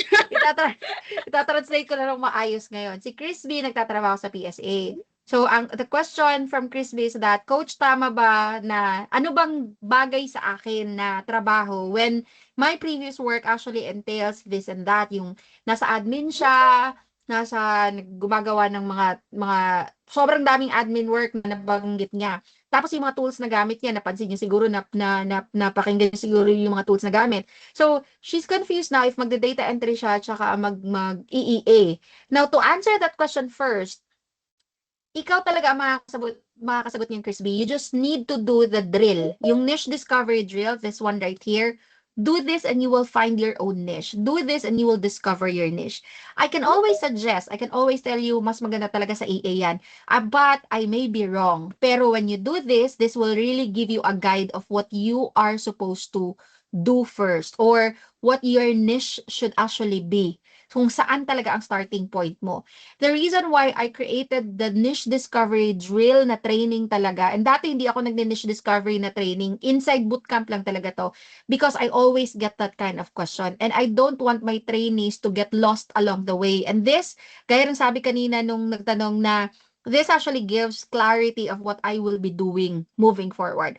So, Chris B, you can do this. Sa lahat na magtatanong na, Coach, ganito ang ginawa ko before, eto ba dapat ang gagawin ko ngayon? You do this first and then if it still gets confusing, then let me know. But promise, when you do this, you will have a clear understanding of what your niche should be. Pero may isa side bit lang akong sasabihin kay Chris B. The good thing about data entry is that data entry can be a sole job. Ibig sabihin, pwede kang maging data entry specialist. At wala ka nang ibang gagawin, data entry lang. Pero data entry can be a job, but it can also be a skill.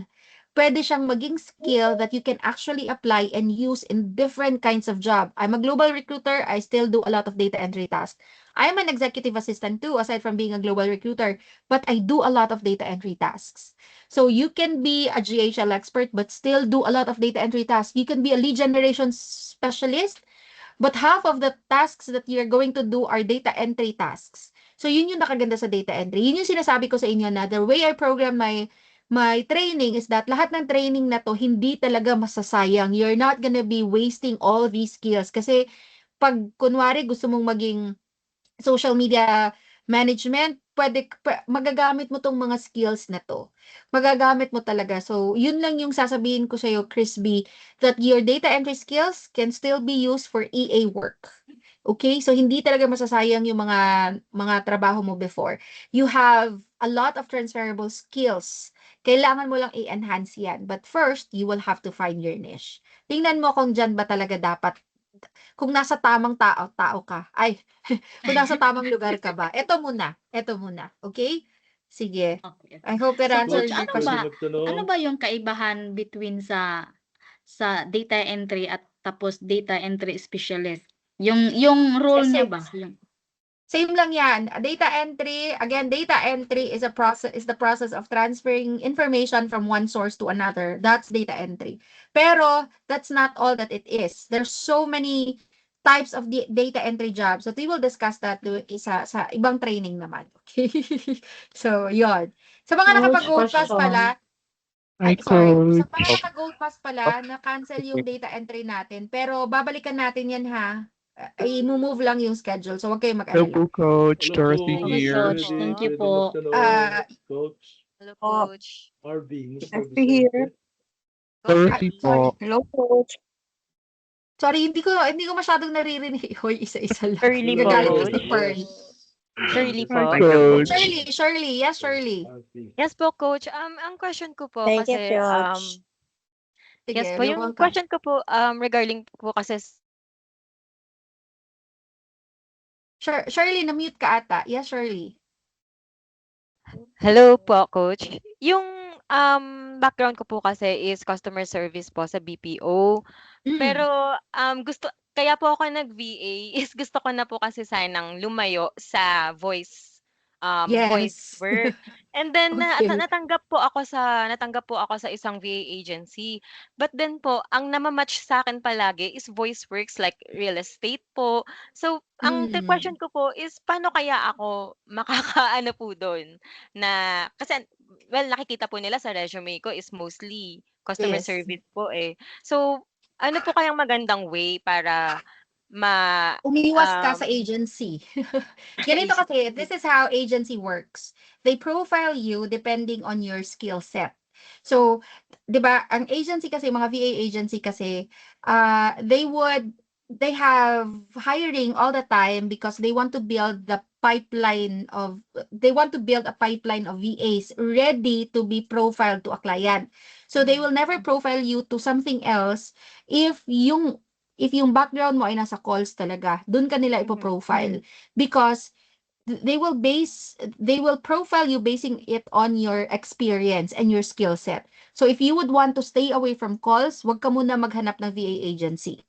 I suggest if you try to look for other jobs using other job portals like online jobs or Upwork. Diretso ka muna sa mga ganito if you really would want to stay away from calls kasi there's really a higher chance na pag agency ang mapasukan mo, dun ka nila ipo-profile sa client na naghahanap ng ganyang klaseng skill set because that's what they see on your resume. Number 2, kailangan mo baguhin ang resume mo. You know why?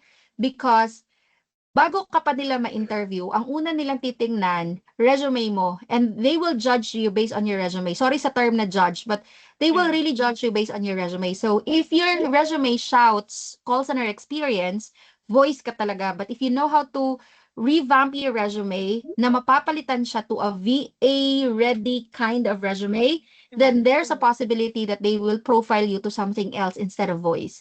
And there's always a way to that. Kung hindi ka pa nakapag-crafting resume, mag-crafting resume ka. Kasi doon makikita mo kung paano ayusin yung resume mo na it will no longer shout call center experience. Kasi the last time na nag-crafting resume ako, isang call center, last time na nag-crafting resume training ako, yung nasampulan ko talaga is, yung sample, grabe naman, parang napagalitan, no? Yung resume na na-sample namin is isa sa mga, parang call center kasi siya dati. So, nung chinek ko yung resume niya, sabi ko talaga sa kanya, the way I look at your resume, ang una ko nakikita call center employee, not VA. And those two are two different things. So, if you don't want to be profiled to call center jobs, call center kind of jobs, cold caller, appointment setters, then you really have to revamp your resume. Make sure that it's VA ready or it's tailored fit to the job you would want to have. Gusto mo maging EA, dapat yung resume mo shouts a lot of things about EA. And there's always a way to do that. So, mag-crafting resume ka. Coach, di ba, resume ko is, syempre, nakalagay po doon yung companies and then yung role ko as customer support. Yes. So, you're saying na pwede kong palitan yung customer support role ng other title? As long as it's related to the job that you did, yes, pwede.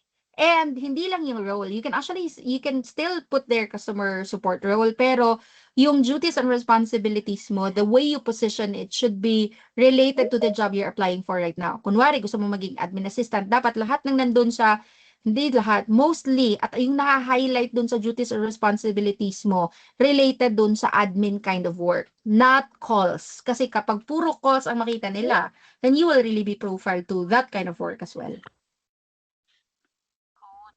Hi, Coach. Hi, Coach Dorothy here po. Dorothy. Dorothy, yes, Dorothy. Hi po. I'm a licensed life insurance agent po. Ask ko lang po if meron po bang insurance insurance PA na company po na nag-o-offer. Well, parang wala ako narinig. Parang meron ako naririnig na insurance VA but not 100% same ang gagawin as insurance agent. Pero alam ko merong mga kasi nasa healthcare industry ako eh. I know that there are companies who would hire VAs with that kind of background. Pero hindi ko lang ma-identify kung ano yung specific talaga na title. But yes, merong related na VA job sa trabaho meron ka ngayon. Parang hindi siya paano ko ba sasabihin? Merong VA job na wherein you can actually use the transferable skills that you have as an insurance agent to that kind of VA work. Parang nainitan na sa Kian ng Okay? Hello, Coach. Lani po. Coach. Yes, Hi, Coach. Lani. Bill po. Lani, yes, Lani. Hello, good afternoon po. May tatanong ko lang po, yung ano po, yung proof of work po, even simulated, okay lang po ba na ilagay sa portfolio? Yes, of course. Kasi You ano can po, do sir, mock projects. You can use mock projects in your portfolio. kasi po wala po talaga akong experience as a BA. So inaaral ko lang po talaga yung mga skills na mga gusto ko pong gawin talaga. Like yung sa Yeah, email management pwede, po pwede. kasi. Okay, Pwede. thank you po. Okay.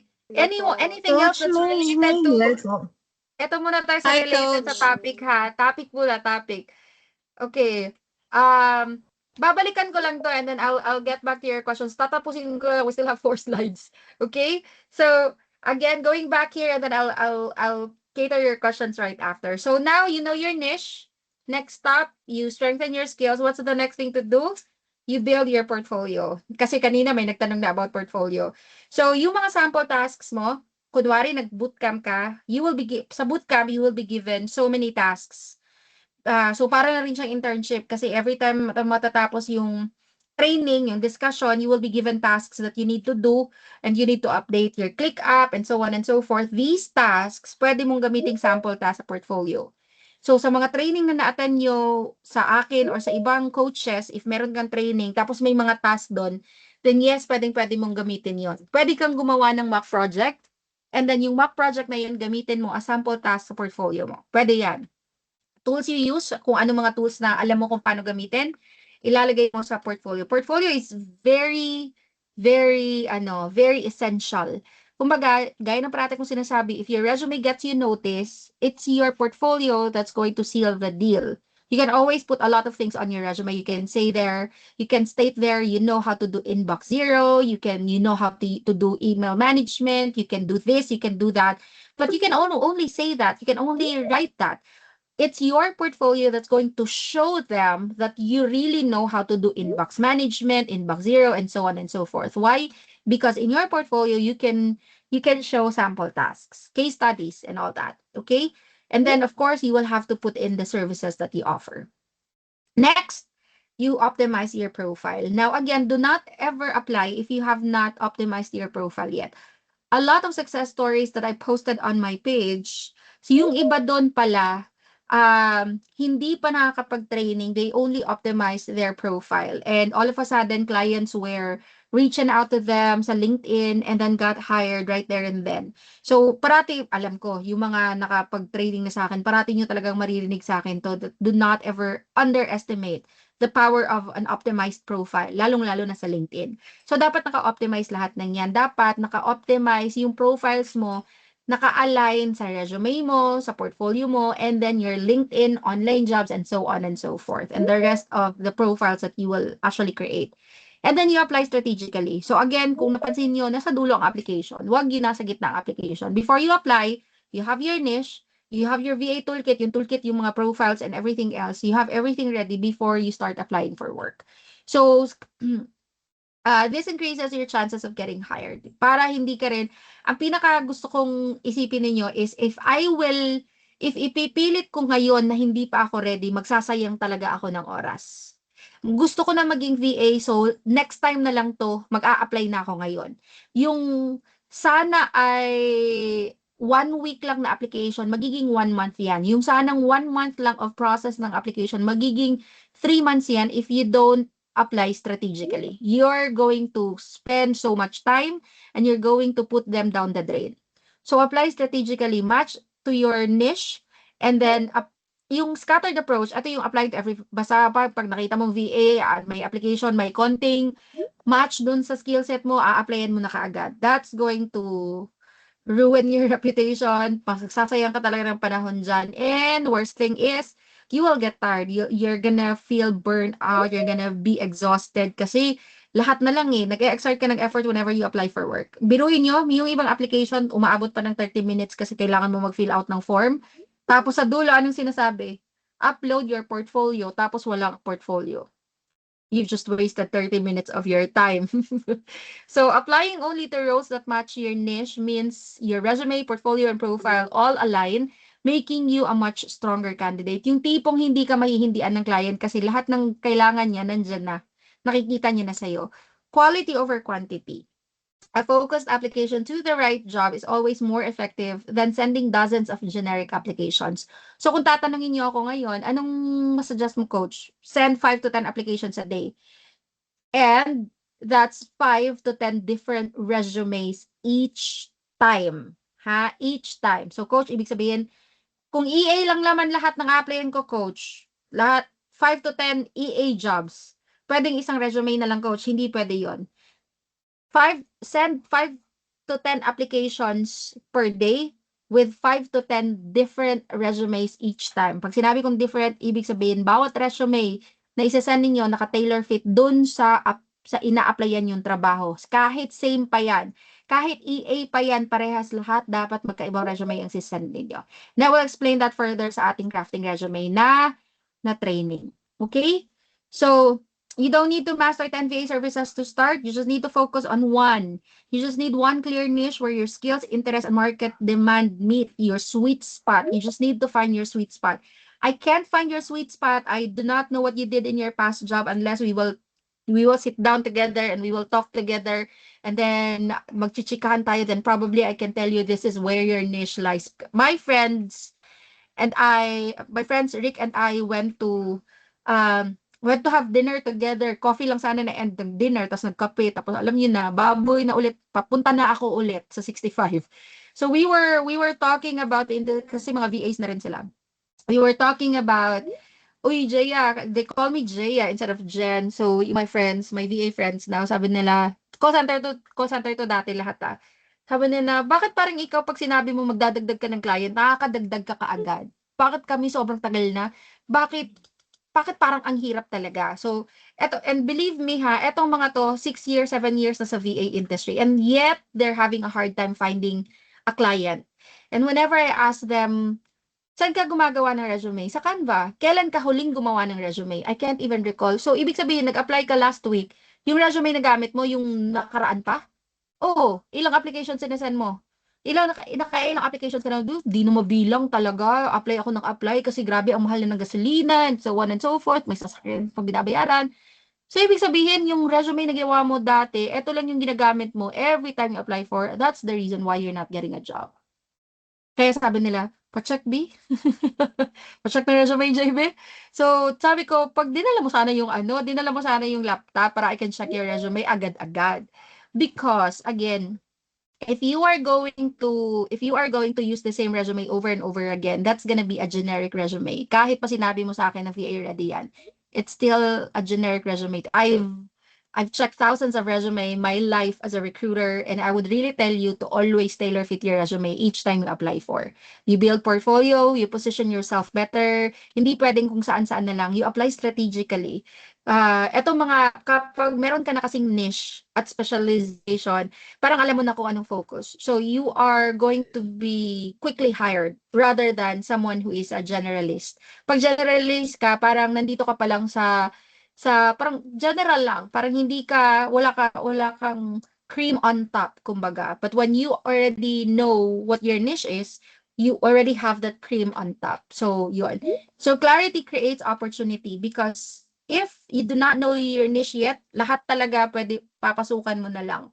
But when you have this clarity, it creates a lot of opportunities. You know why? Because you will be strategic in finding work. Hindi ka na yung tipong magpupunta ka ng online jobs at PH at maghahanap ka virtual assistant. Now that you know your niche, you will be looking for the right client for you. You will be looking for the right job for you.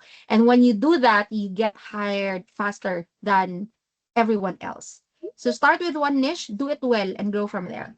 And sa lahat ng mga nag-iisip na zero knowledge, I hope the niche discovery drill later on that you will do will give you an extra push that you're not someone with zero knowledge, because I don't think someone has zero knowledge dito, because you guys already have done so many things in your past job na pwede nyo gamitin sa VA industry. At kapag pagod ka na ngayon, malamang may ginawa ka lang mali sa process ng application mo. Kailangan lang ayusin at baguhin. Okay? So, question. Sige. Coach, pwede magtanong, Mike po. Sige, go. Coach, I've been working po kasi as a promoter sa Promoter saan? Ops, na-mute ka. Naka-mute ka, girl. ay sa ano po sa mall god tigbaligyan cellphone. Ay, tagpila naman karon ako Charis. Sige, go. And Nasinay good deal ba? Gusto na ko mag-VA coach. Actually, nag-self-study ko before then. Ma-fit sa ako ang koan sa akong skills e-commerce. So which is, ag-ask lang ko kung sa bootcamp ba kay nagatudlo ba yung e-commerce na niche? Wala may e-commerce sa bootcamp. Ay, sorry. Katad. Yes. Apoy ay Wala. before nag-training man ko kog social media management. And then dili ko ing anak ka confident na maging social manager kay I'm not good into editing pero I know how to use basic editing like Canva, CapCut, good. Pero na page which is katong business sa akong ating coffee shop stall na stall lang siya ba kanang gagmay na business lang pwede pa nako to siya mahimo na as kanang kuan as Sorry, nagputol-putol ka. Wait lang ha. Siguro generally I would say kasi again this kind of question will be feeling ko sobrang dami sa inyo yung ganito klaseng tanong talaga na this is what I did in the past. This is what I am planning to do. Am I on the right track? Or what can you suggest, coach? This is what I want to happen. So I would really suggest to do the niche discovery first because the niche discovery drill will really give you a clarity of where you can actually start. Ito talaga yung starting point after knowing the industry. A lot of you are transitioning from corporate jobs, from call centers, from your previous work. You're transitioning from the non-VA kind of industry to this world now na VA. A lot of you probably never had any chance of working because mas nag-focus sa mga bata. So, mas nag-focus sa pagiging nanay, mas nag-focus sa pagiging tatay o sa pagiging asawa kasi mahal na mahal mo yung asawa mo, charis lang. So, nag-focus ka sa ganyan and now you are planning to transition to this world. So, before anything, talaga, I want you to create or I want you to do the niche discovery drill. This niche discovery drill will really help you out. Have the clarity na, ay, dito pala talaga ako nababagay. And if you're part of my bootcamp, we will have a different we're still gonna do this and then we're gonna do another niche discovery drill using AI for you to check if etong ginawa kong manual swak ba dun sa AI. So, yon. Okay? Coach, I have a question. Coach, pwede po magtanong? Coach, question po. So, sorry. Names, please. Names, please. Abigail po. Abigail. Yes, Abigail. Coach, meron po ba kayong training for profile optimization? That's part of the bootcamp. Profile optimization. Okay. Sa bootcamp, sa bootcamp, you will have all that you need so that you can optimize your profiles. Part yan ng foundation. So, first week natin yan pag-uusapan. Thank you Sino po, ba Coach. dito Pwede yung... po magtanong. Ay, sorry. Tanong ko lang, sino dito ang hindi pa part ng bootcamp? Meron ba? Ako po. Meron. Ako po. Yes po. Marami po. Marami. Ako din coach na part. Marami sila. Pwede po magtanong. Marami Hi, sila. Coach. Marami nga Mary sila. Jane po. Wait lang. Sa isa lang. Mary Fel. Yes. Mary Fel? Mary Jane. Mary Jane. Sorry. Mary Jane. Sige. Okay po. Regarding po kasi sa tailored na schedule ng Gold Pass, regarding this April schedule of training, so this is already tailored to us. And then are we going to participate in the bootcamp for April, or are we going to wait until May? I know that you were given the option if you would want to take the bootcamp for April or May. Pero today's Oh, the last day to decide. And sa mga because hindi I pa just nag-bootcamp, Tago mo na nga yan. Nilabasan naman ng batang yan.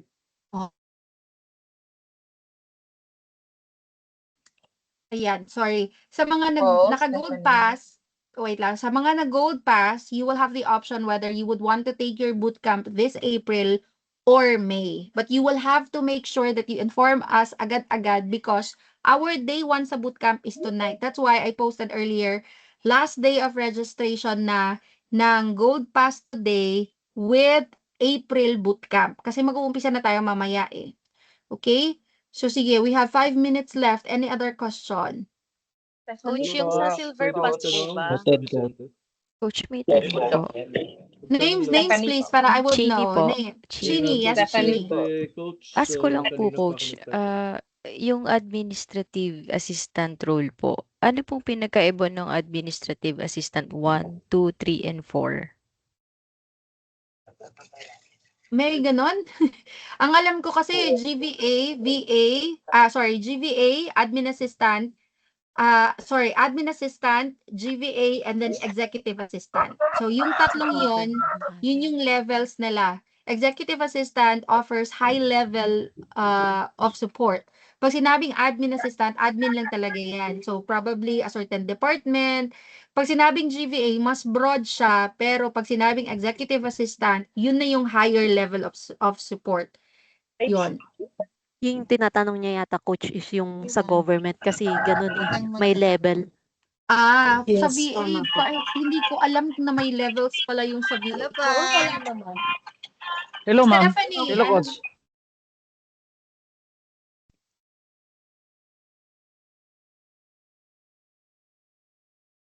Hello, Coach. Jason po.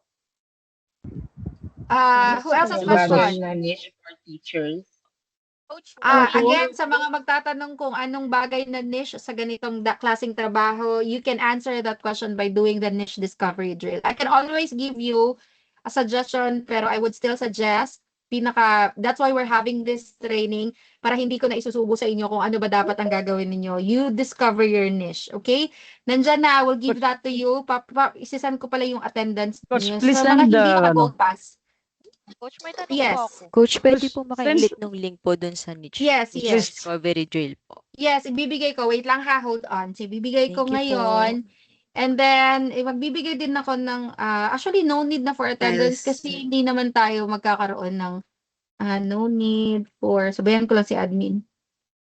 Wala tong ano. Coach, tanong lang. Coach, si Wait Miles. lang. Wait lang, hold on. Kausap ko daw. si admin. Wait lang talaga ha.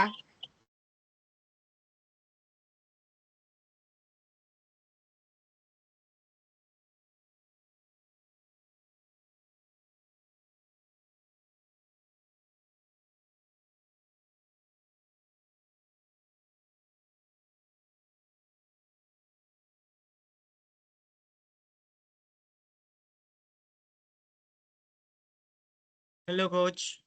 Sorry, na-mute ako. Again, sa lahat ng mga hindi pa nag-gold pass na first-timers dito at gusto mag-avail ng gold pass, ako mismo ang gagawa ng resume ninyo, and gold pass is only 100 na tuloy. 1,899. I'll send this to you para alam nyo kung ano yung makukuha nyo. At kung gusto nyo ng bootcamp na April, let us know agad-agad because the bootcamp will start today, yung sa April, and 10 p.m. yun.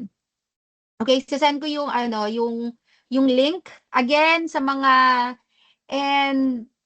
sa mga gusto mo ng gold pass, ito yon 1,899 lahat, one price, everything included. Lahat ng training for the month of April, lahat ng training for the month of May, so 2 months. You will have access to it. So parang every week magpapadala si admin namin ng link, training link sa lahat ng training for that week. You can join the bootcamp April or May, depende. Just let our admin know para maisali kayo sa sesanda ng link kung wala pa. Ayan, May, ang nakalagay dito, May bootcamp is part of the deal, pero I have given options if gusto ninyo mag-April or mag-May, you can choose.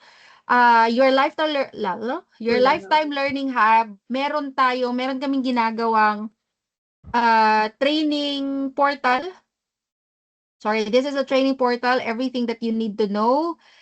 Ayan yung training hub natin. You will have lifetime access to this. Nandyan yung mga AI prompts, nandyan yung mga templates na kailangan ninyo. Hindi pa tapos to. Ayan, resume templates, portfolio, client proposal. Meron din tayong niche, ito sa left. Niche, specific training program. So, sa lahat ng yan, may mga training hubs tayo inside. Ito, different kinds of niche. Ano pa ba? AI prompts, how-to videos na pwede ninyong gamitin. And of course, live sessions lahat ng training natin. Pero if you're a Gold Pass member, you will be given the recording of every training. So, kung wari, hindi kayo maka-attend ng training na ganyan, edi pwedeng sa recording kayo tumingin. Sorry.